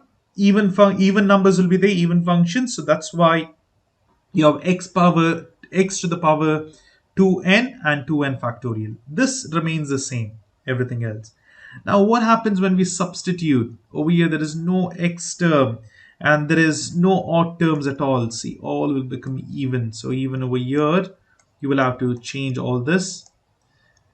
And over here we have changed it anyways. So let me just raise this completely down 1. So the first term is 1 minus, here it will be even, 2, 4, 6 and so on. So over here it's 2, then we have 4, we have 6, 8 and so on. Now the signs will remain the same, minus, plus, minus, plus. First one is plus 1 minus x squared by 2 factorial here, 4 factorial, divided by 6 factorial, 8 factorial, and it goes on. But we have just been told fifth partial sum, so I've written only 5 terms. Now, what is, okay, this is not sine, it is cosine. Okay, so I've just, erased and written just over there in the previous formula itself. This is all cosine. Now, what is the given question? It's 2 pi by 13. Doesn't matter what is the x value. You just have to do the substitution. Over here, it'll be 2 pi by 13, the whole power 2 divided by 2 factorial, plus over here as well 2 pi by 13, the whole power 4 by 4 factorial, plus minus over here. Then we have 2 pi by 13, the whole power 6 by 6 factorial, and lastly plus it is 2 pi by 13, the whole power 8 by 8 factorial. Now this everything needs to be put in the calculator. I'm just going to change this because otherwise it'll just take too much time as well, erasing and writing it. I'm not going to write this substitution. I'm just going to write x so that we can use it for any of the formulas. Over here, x squared by 2 factorial, that is shift and this symbol. And we have to add it up with x power 4. Use the fraction symbol. Sorry, I pressed alpha and that's the reason. First press the fraction symbol, then alpha and x power 4 divided by 4 factorial. We subtract it now. It's plus, minus, plus. Next one will be minus. Again, x power 6. It's alpha x power 6 divided by 6 factorial. Now I have forgotten to write the fraction symbol. It's 6, and let me just press next, and now we can write the fraction symbol, shift and factorial, and it's plus x power 8 divided by 8 factorial. And we stop there because they have asked only fifth partial sum. There are 5 terms here. Calculated at 2 times pi divided by 13. So that's a given question. And what's the answer? It's 0.885. That will be the final answer. Okay, over here they have written 0.886. It actually is 0.885. Let me, they have just rounded off the third, but it's 4 here actually. Maybe the reason might be, they did the 5 terms like this, individually, and they rounded off over here 333, and maybe that made the difference. But anyways, see, such issues, don't worry, because we will be checking it in the calculator as well. So that's fine, How about this next one? Next one, it's sine formula. We have to change the formula entirely, and I'm very lazy to do that. But I'll do the cosine problems. Look at this one. Let's calculate it at 3 pi, shift and pi, divided by 10. And the answer is 0.588. Because it's 7, it'll become 8. Also, there might be this over here, it's 86. It might be the reason that instead of pi, they have taken 3.14. Over here, 2 times 3.14 divided by 13. So sometimes that might also lead to a small minute error. As we can see over here, it had to be 885, but it's written as 6. Same way over here, the next problem can be done as well. Oh, it's all gone now. But anyways, this is the same formula you can use, the same substitution. It's just that whatever x value is given, you substitute and solve it up. So please remember the steps. They are very important. Just 3 steps. It's very easy as well.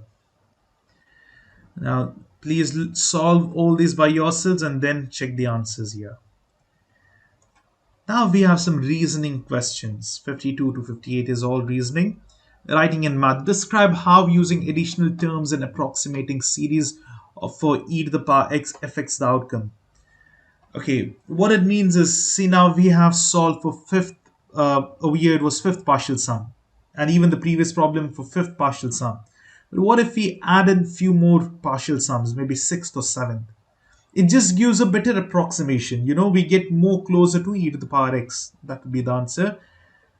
The sample answer is, in general, using additional terms provides an approximation that is closer to the actual value. Absolutely. As you go towards infinity, you'll get the exact value, but you can't go to infinity. But as you increase the number of terms, you get a better and better answer for e to the power x. Now here another thing is use the power series for sine to explain y for x values on the interval minus 0.1 and 0.1. A close approximation of sine x is x. Okay, first let's write the formula for sine x. I'm not going to write the entire summation notations and everything. I know sine x is directly x minus x power 3 by 3 factorial plus x power 5 by 5 factorial minus x power 7 by 7 factorial plus x power 9 by 9 factorial, and it goes on. I've just written 5 terms. Now what they're asking is, okay, I get what they're meaning. See, let's put 0.1 over here. What happens? 0.1 minus, when you cube it up, right? 0.1 to the power 3 divided by, this is going to be very, very small. It's negligible value. As it goes on, see over here, power 5, this is completely negligible. It's 0.000001 divided by 5 factorial. It doesn't make much difference. And again, you're dividing. It's, equivalent to 0 point something, so many zeros. Even over here, it's 0 point. So practically, if you see the values from 0.1 to negative 0.1 to 0.1, all the values within this are very small or minute, tiny values. So these all are negligible. So what remains is sine x is x itself. So that's the reason. Because we can just test it in the calculator. Wait, I'll show you. Here, let me write this. Let me write at least few terms only. It's minus x power 3 divided by 3 factorial. And then we have plus x power 5 to the power 5 divided by 5 factorial. Okay, that's a wrong symbol. Over here we go. Now I will calculate it at 0.1. Look here, it's practically the same thing. I put 0.1, it is 0.01, 0.099. If you approximate it, it'll become 0.1. That's what they're saying. If you put in any value, let's try 0.05, which is within this range. Now the answer is almost 0.05 itself. 499, it'll be 0.05. How about 0.01? 0.01, it'll be, let me write it out over here, 0.00999, which is 0.01. See, that's the same. Whatever you input the x value, the same answer you're getting, because these are very small approximation. They are like 0.000 some answer, so we can ignore them. Let's look into the sample answer. As you go with the higher degrees, see, as you go with the degrees of 3, 5, 7, the value is very, very less, 1 divided by 6,000 is a very small value. So therefore, we just consider the first term, sine x will be almost equal to x itself. We have a challenge problem. Prove that 2 sine theta cos theta equals e2 theta I minus e minus 2 theta I by 2i.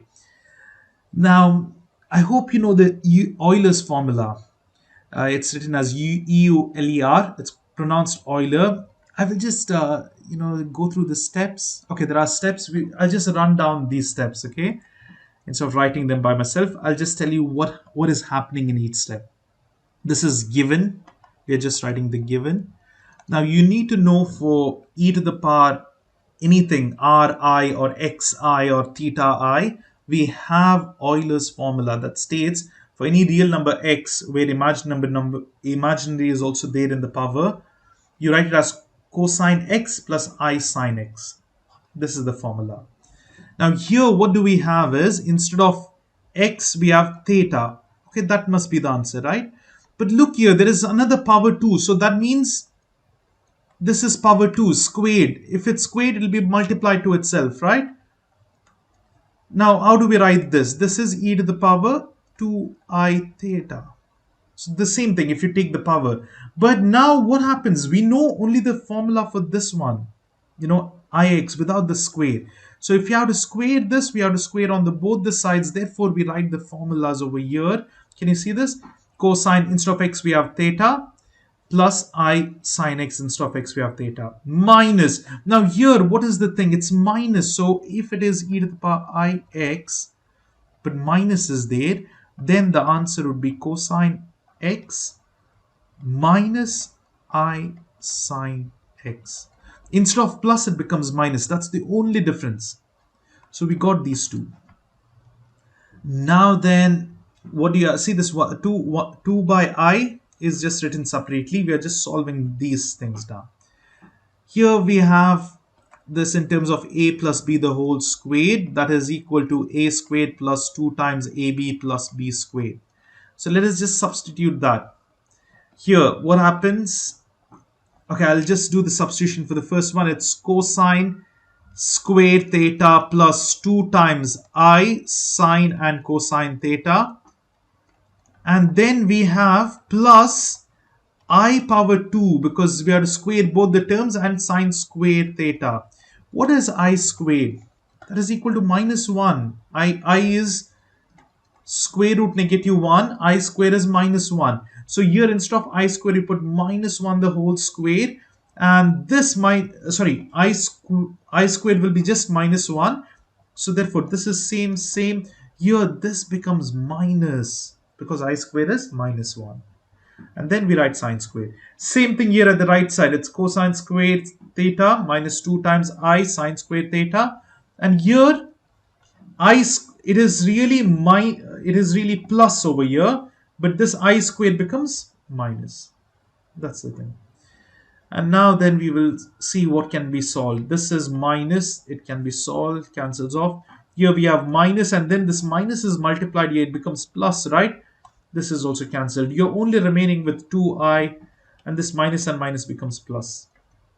So you're only remaining with 2i sine theta cos theta, 2i sine theta cos theta. When you add them both, 2 plus 2 is 4, I sine theta cos theta. Now this I is cancelled with I, and 2 one time and 2 two times. So it will be 2 sine theta cosine theta. So that is basically the derivation. You can see this, everything is there in detail. So whatever I've written over here is just some, where the formula is applied, but not exactly told how this becomes minus. So I just written that step. Everything else is pretty straightforward. So from Euler's formula, we prove this theorem. So yes, we get 2 sine theta cos theta. Both the sides are equal, right? Hence proven. What about this question? For what values of alpha and beta does e to the power I alpha equals e to the power I beta? Explain. Now again, it's the Euler's formula. We have just done it a while ago. Instead of x, we have alpha and beta. Now over here you can see which are common terms, like which are equal to each other. The real part will be equal to real part. The imaginary will be equal to imaginary because they have clearly told they are equal to each other, alpha and beta. So they are equated to each other, right? But what happens? Cosine and sine functions, when do they repeat themselves? At 2 pi, right? So here you can see the real part is cosine alpha equals cosine beta. Sine alpha and sine beta is the imaginary part. And what we need to remember over here is alpha is equal to beta, yes, at when? Every 2 pi, at every positive integer of 2 pi. Now here this n means it's integer, not only positive integer, it's just any integer. Even -1, -2, -3 it's possible, or 1, 2, 3, 4, 5 is possible. So this is what this means. So basically the answer is at what values of alpha and beta does they are equal at every 2 pi interval, I guess. That should be the answer. Let's look at the final answer. Yeah, that's okay. If alpha and beta differ by an integer multiple of 2 pi, then the complex numbers represented by e to the power I alpha and e to the power I beta will be the same. The imaginary part also will be the same because it's sine. Both are trigonometric function. At 2 pi, the trigonometric, that's the period of sine and cosine. So that's the reason. So here you can see that's the answer. Over here, it's just written in detail. You can see everything is written in detail and then solved. There's another proving problem. We need to show that this is real, this is true for all real numbers x. Let's solve this one up. If you look up over here, you should remember this is Euler's formula. Now let's just only take this one because I can work with this and try to get these two terms. So let me see. E to the power ix minus e to the power minus ix. By Euler's formula we have cosine x minus, sorry, it's plus, over here it's positive, I sine x minus, see this is the first term done. I'll write in big brackets the second term, cosine x minus, because the sine is power is minus, right? I sine x, big bracket closed. Now we'll multiply the minus sign inside. It's going to be cosine x plus I sine x minus cosine x plus I sine x. We can cancel the cosine and minus cosine. They cancel off. I and I add them up. It will be 2I sine x. It's like 1x, 2x, it'll be 2x. 1 and 1x will be 2x, right? Same way we have I sine x 2 times. So we get 2I sine x. Now this is all equal to what? Yeah, we have got 2I. This is all equal to e to the power ix minus e to the power minus ix. What do we have to prove? Only we need sine x. So divide both the sides by 2I. We get the proof. This cancels. So basically e to the power ix minus e to the power ix minus over here divided by 2 multiplied by I is basically sine x. That's the answer over here. So that's how we can solve this particular problem. Let's look into the steps over here. Yeah, it's the same thing. They've just taken the two terms and used the Euler's formula and simplified and got this given term. This is what we had to prove.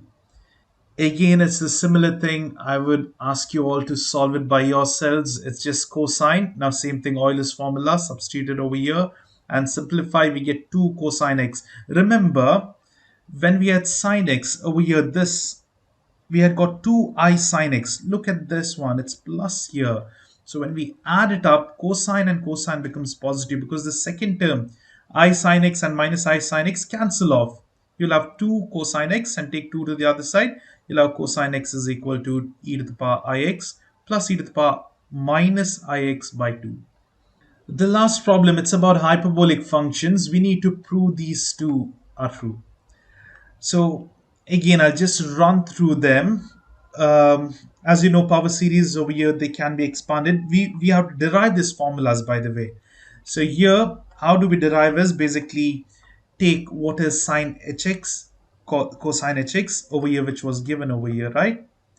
And we use the formulas. What formulas we use is power series, not Euler's number, because there's no imaginary part. Now don't think, okay, can I use the Euler's series, Euler's formula which we just used? No, because there is no I, so we can't use cosine plus I sine x. No, we have to use the power series of exponentials.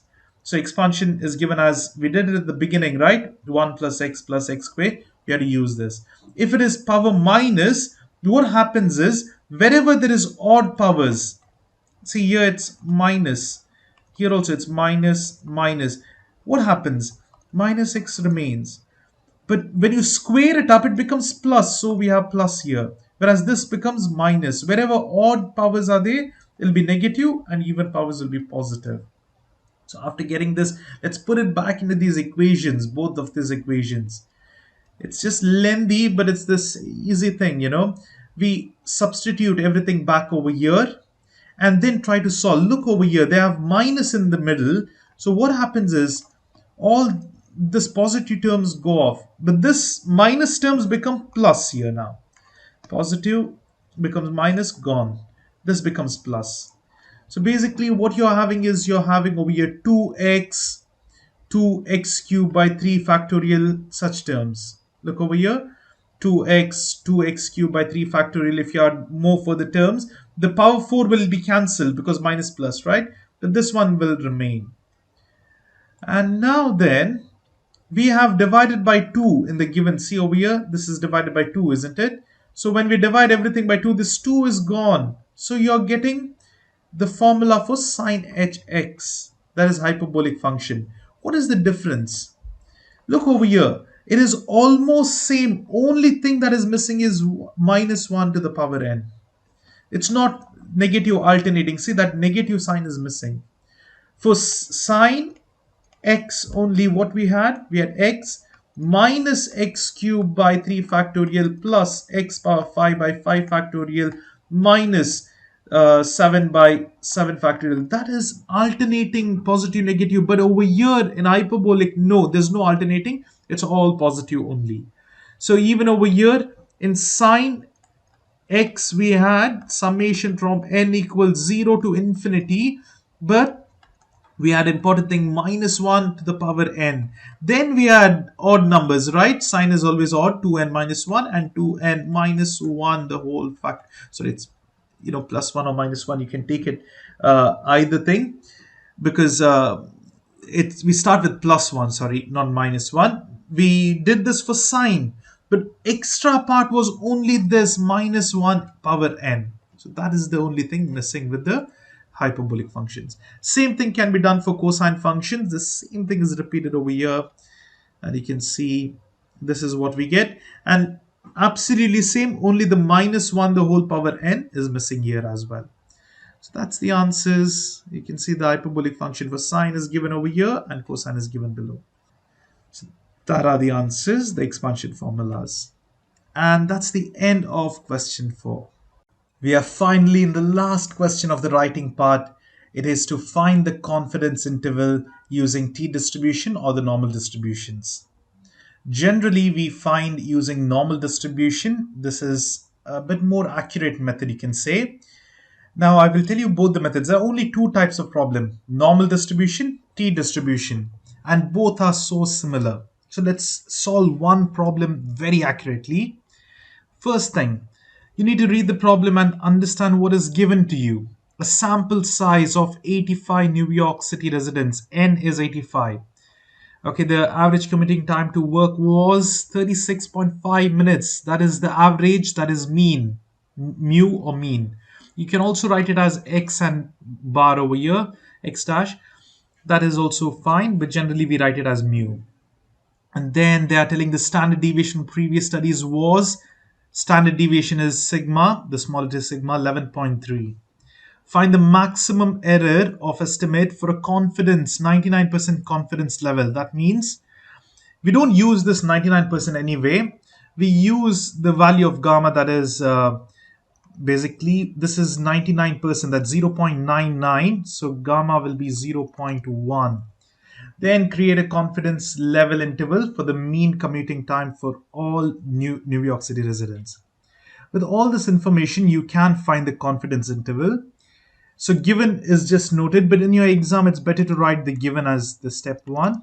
You can just write mean as 36.5. Just the values is enough, no need of units. Sigma is 11.3, n is equal to 85, gamma is 0.1. From confidence level, it's just like the not confidence. It's basically 1 minus 99%. That time you'll get 0.1. So then now, with all this, you can't find the z critical value. You can't find the z critical value. This must be given. Now, in the exam, you are supposed to be given either the direct value of z for this gamma by 2. So this z value will be given to you. I'll just show you the table. It'll be either like this. A table will be given where confidence interval will be mentioned and the z values are known. So you can directly use it like this. This is for 99%, so it'll be 2.76. You can see over here the z critical value, 2.576. Otherwise, they might give you something like this. I have mentioned it in one of the problems. See here. They might give you in the question itself, z critical value for 98% confidence level E is 2.33. I just got it from online, but in your exam, this must be given. There is no way you can memorize all the values. There are various values for different confidence levels. If it is t distribution as well, this value is different. It's not the z value, it's t value over there, and that must be given. Otherwise, you cannot solve it. Anyways, we'll go back to the question over here. So we have all the given information. This one, I'll just note it out from here. That will be equal to, for alpha is 0.1, but that will be divided by 2. You just divide it by 2, it will be alpha by 2 is equal to 0.05. But you don't need to do all that because the table directly gives you this value. What is it? 2.576. So that will be the z value. Now then, after we have the z value, after we have all this information, there's the next step. This can be considered all as step 1. So step 2 would be standard error. Standard error. Now what you're doing is, I'll just write it as SE so it's easy to write. Standard error is basically standard deviation divided by square root of n. We have done this before in the question 19 or 20. We have done this. So we are to just plug in the values here. What is this sigma? 11.3 divided by square root of 85. Let's put in the calculator and see what is the answer for this standard error.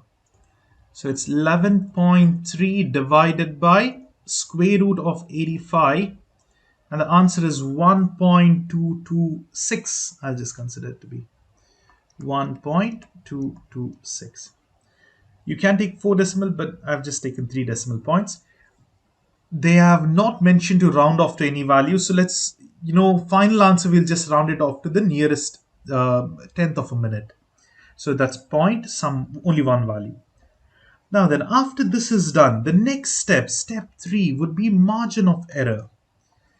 I'll write it as ME henceforth, margin of error. But in your exam, it's better you write this. See, step 1 is given. Okay, step 1 given. This is all the given things, and this must be given to you, otherwise you cannot solve it. Okay, at least they must give you the table, then you can just find it from the table. This is all given. Step 2 would be standard error, and step 3 is margin of error. Now this is given by a formula, ME equals, now what is the z value? That alpha by 2, that is multiplied by whatever you find in this second step. You can also do one thing. Some students would like to write this as a separate step. That is also fine. Usually write step 1 is given, or given is not a step. This is just step 1. Okay, given is just given. Step 1, step 2, and step 3 would be the multiplication of step 1 and step 2. Basically, it's the multiplication of the z value and whatever you found out in the standard error. So that's it. So whatever you find in order, z value, standard error, multiply them, that would be the margin of error. So margin of error over here would be 2.576 multiplied by 1.226. Now let's just put in the calculator, 2.576 times 1.226. And we are getting 3.158. So I will write this 3 decimal points only. So the answer is 3.158. So we found the z value, which should be given to you. Standard error is done. And now we got the margin of error. Now, once you have the margin of error, that's it. Step 4 is the final step then. Confidence interval. Confidence intervals. This is what they are asking you to solve, right? The confidence interval. It's basically the mean. What is the mean? The confidence interval CI will be mean minus the margin of error and mean plus the margin of error. These are the two values. That's the interval you're getting. Lesser value, lesser interval, higher interval, the limits. So let's substitute the values now. 36.5 minus 3.158. Let's take all the 3 decimals. And over here, the next one will be 36.5 plus 3.158. Let's find the values over here. So all we do is 36.5 minus 3.158. Answer obtained is 33.34. I'll take 2 decimal. This mean is either greater than the lower value, but it must be less than the higher value. This is the interval, right? Now all I do is I just add it up over here, plus, and it's 39.6566, it'll become 39.66. So that is the interval. So that would be our answer. Let's just look into the final answers to verify. Let's go step by step. First, to identify the given information, everything will be given. And the z value, this table must be given. You just write it out. Don't write it as a step. For your exam, this must be given. And then this is the important step, standard error. We found that out. I think so. We got, see, we rounded off to the nearest 1000 and we got 1.226. So our answer might slightly vary because over here they are taking, they have not rounded it off. So that's why they have got margin of error of 3.16. And then when you find the confidence interval, these are the answers. I think so. We got the, yes, accurate value. It's just rounded off to the nearest tenth of a minute. So if you round off 33.34, it's 33.3. And less than mean will be over here, less than 39.7. Yeah, we got the exact values over here. Now, what is this 3.2? That is the margin of error. That was step 3. Look over here, the margin of error. If you round it off, it will be 3.15. That's 3.2. So we have to write the margin of error and the confidence interval. That's it. That will be the answers. So this is it. You do nothing else. If you just follow the steps which I just written over here, that is more than enough. You will get full marks. So this is the normal distribution method. Let me just do this problem because over here the confidence level is different. And anyways, it'll be a practice. So the step 1, I'll not write it as step 1. I'll just write it as given over here. So given from the question, n equals 50. Then what do we have is mean is equal to 208.6. Standard deviation is 22.5. Confidence interval, that means this gamma is basically 0.02. And this means this will be equal to, now this is, sorry, it's not 0.2, it's 0, just 0. Yeah, it's 0.02, my bad. And that will, this is the answer, but alpha by 2 is equal to 0.01. Now you do not need to do this because you won't have a, you will be given a table directly. You can find the value over here. They'll generally give you the table for confidence level itself. Okay, but if you had the logbook, there's a book where all these values need to be found out, and then the exact value will be matching, and then you choose the value. If that was the case, you had to do this alpha by 2. I was telling this as gamma, it's really alpha. I'm sorry for that. Anyways, let's look into the z value because I do not know what's the z value. Here they have told the confidence, for the confidence interval 98%, z value is 2.33. So I'll take z alpha by 2 is equal to 2.33. Okay, this is it. Now we can consider this one as step 1. Okay, that's the step 1 z value. You can tell that's it. Step 2 then will be standard error. Standard error. You can just write it as bracket SE because we have to repeat the standard error formula is equal to, always, this doesn't change. This is it. It's n, sorry. N is the sample size. Now you just substitute the values. What do we have? 22.5 divided by square root of 50. And after standard error is found out, we find the step 3, that is margin of error. I'll directly write ME. Margin of error is basically given by the multiplication of step 1 and step 2, that is z alpha by 2 multiplied by SE. So we know what is z alpha by 2, but once we find the standard error, we can write it out over here. Then the step 4 is the final step, that is the confidence interval. Confidence interval over here. And that will be just the mean minus ME, and also there's one more, mean plus ME. So whatever the answer we get will be it must be less than mean and greater than mean. So there's a least value below which the mean cannot go, and then one more maximum value below which above which the mean cannot go. So that is the confidence interval.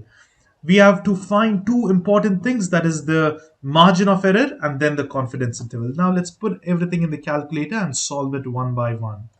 Over here, first thing is 22.5 divided by the square root of 50. The answer would be 3.182.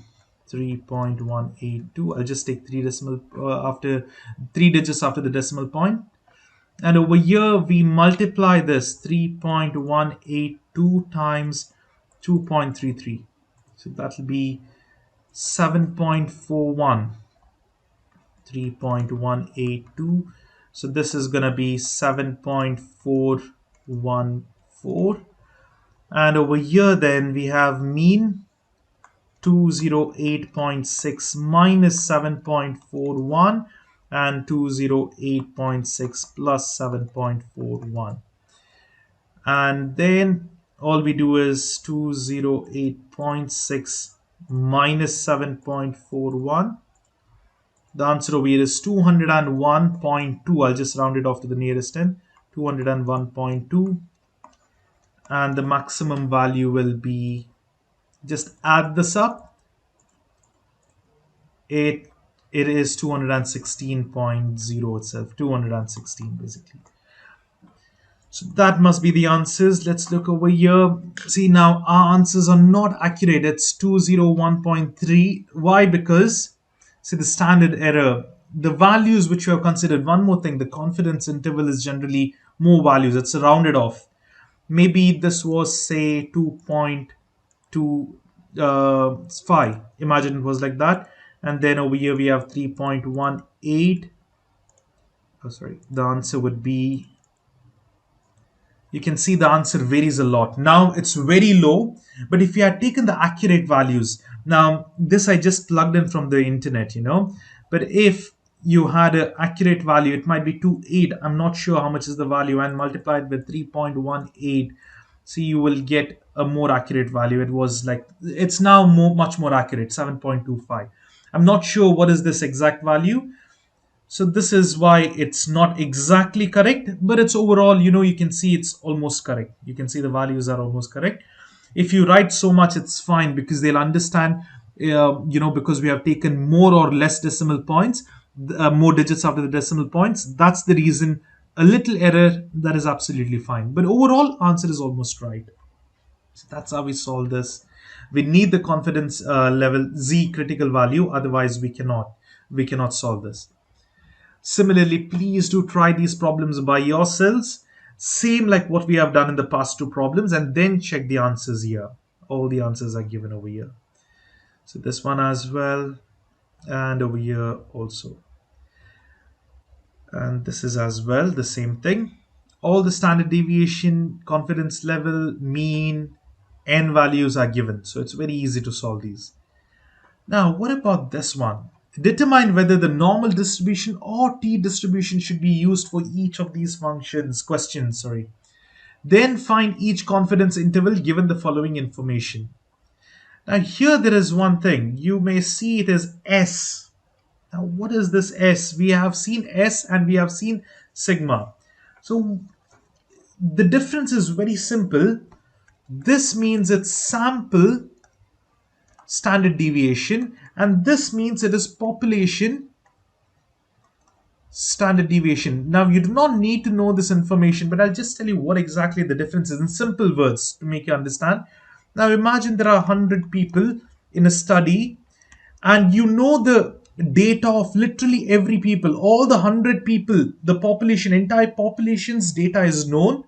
Then the standard deviation known would be population standard deviation. This is more accurate. Whereas S is sample standard deviation. Now imagine in this they have taken a subgroup, okay, of 20 people. Now we know only of the sample. This is not sigma, it is taken as S. That is the sample standard deviation. So now that is one thing. And what is the difference between normal distribution and t-distribution? They're almost the same, like, but the graph will little be different. This becomes a bit bigger in terms of t-distribution, whereas normal distribution, a normal distribution curve, right? There are a little bit of differences, but the most important difference is normal distribution is done when you have a bigger set of data, and bigger means n must be at least greater than 30. When you have n less than 30, or you can consider it to be less than or equal, if it's 30, it's up to you, you can go with any. But when it's less than 30, we are 20, we always go with t distribution. That's the thing. And with t distribution, there is a little bit of difference. I'll just jump to that and then I'll solve this in detail. See, over here they have written when it's less than, say, 30, you always go with t distribution. And now also there is one more thing. When S is given also, you can go with t distribution. But imagine the sample n is 100 and then S is given. Don't worry, whatever we did in the first two questions, just solve it like that. But this one you cannot solve it like that. Here there is one extra step. This is I just wanted to show that one. Yeah, degree of freedom. I could not recall the word DF, degree of freedom. It just went off my mind, so that's why I came over here.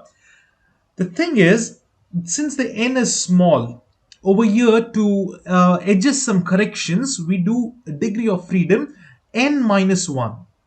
This df means degree of freedom. All you need to do is whatever n is given, it should be less than 30, right? Subtract 1 from it. That'll be 19. And then what is alpha? Alpha is given by the confidence interval. Now, if it's 90%, that means it's 0.9. So what is the alpha value? It will be 0.1 here, and divide this by 2, it will be 0.05. So that will be the alpha by 2 value. Sorry, alpha by 2. Now with this alpha by 2 and degree of freedom, you need both of these values, and then you get the t distribution critical value. The t critical value that's considered as t alpha 2 must be also given in a table. In your exam, if this comes, they have to give this to you because you cannot memorize it. So this must be given to you. Okay. And once we know all this, we can easily solve it. So I will solve this problem, but I'll just write this as well, because this must be given in the question or in a table, and you just plug in the value. Okay. Now see, since this will be given, you don't need to bother about the degree of freedom and everything, because that is not used. All the other steps are the same thing, what we did in the last problem. See, step 2, step 3 is the same thing. Only getting this is a little bit different. So now let's solve from the beginning. Because they have also told, you should choose which one. Now here I'll write, because n is less than 20, we use t distribution. This statement is important, okay? And if n is anything more than 30, just tell n is greater than 30. So we are using normal distribution. Now, already it's given, so I'm not going to write it again. This is all given. But in your exam, you need to write it out. Now, over here, you can also mention this is sample standard deviation. Doesn't make much difference. The method is almost all the same. Now then, step 1 is over here. That is t critical value for the t distribution.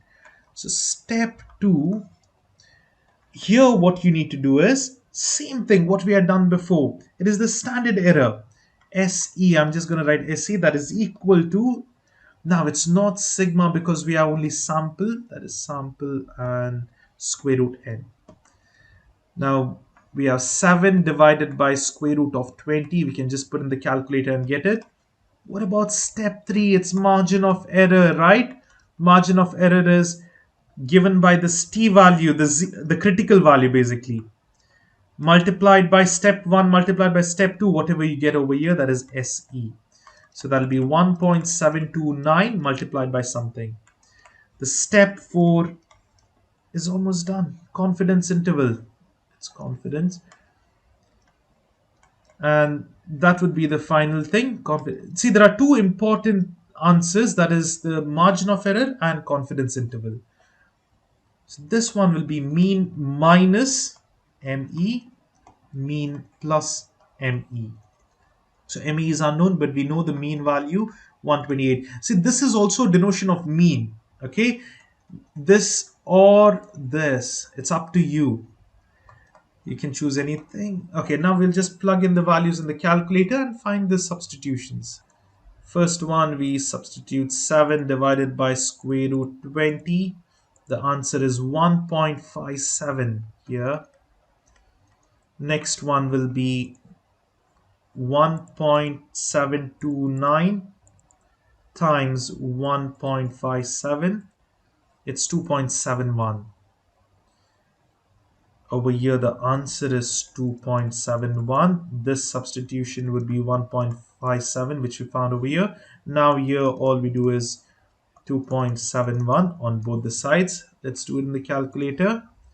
128 minus 2.71. It's 2.71.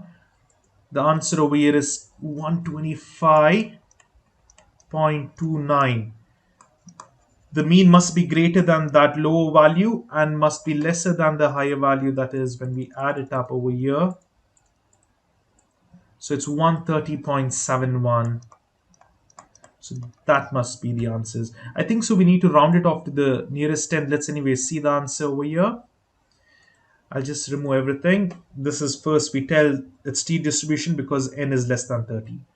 And then what we do is we write all that is given and find the t value which must be given to you in your exam.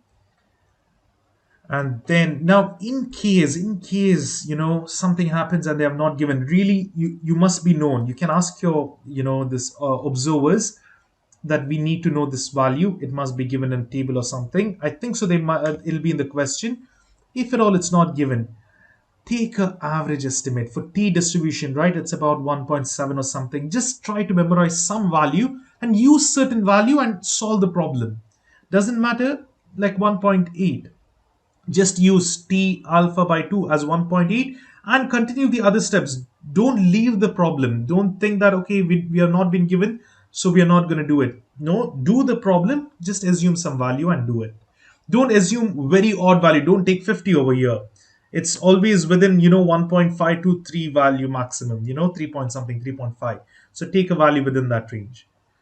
So now we substitute over here, solve it up, and these were the answers, right? Yeah, we got 2.9, which is approximated to 125.3. And over here also it is, say, 130.71. That's 130.7. That is how we solve these problems. And the other problems, please do solve it by yourself. Now over here, n is greater than 30, so you do not need to use t distribution. You go with the normal distribution here. So you can see n is 300.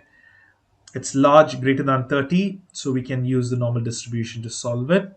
And over here, now because you will be given the z value, the critical value, you don't need to do any of the procedures. You can directly get it. It'll be given to you in your exam. Let's see what's the z value. You can see it's 1.96 for the confidence interval of 95%.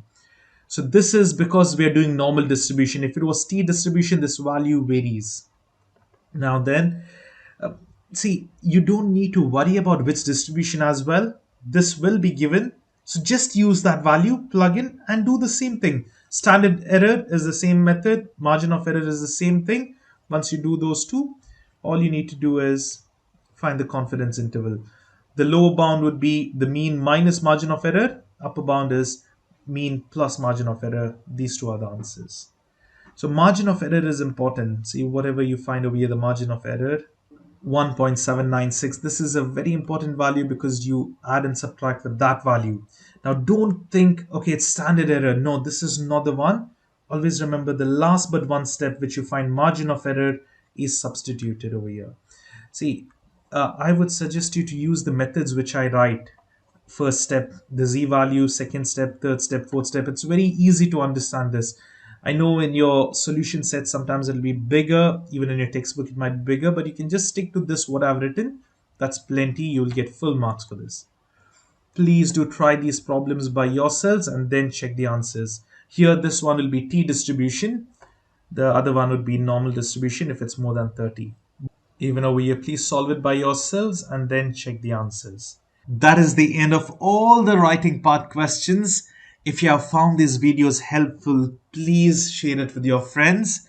Let them know about this channel Best Math, where you can find all the end of term exam questions and exam lessons explanation for free. And I just want to thank all the students who like my videos, who share my videos, and all the gratitude comments. I really thank you so much. Your comments really make my day. A single thank you always puts a big smile on my face. Thank you very much.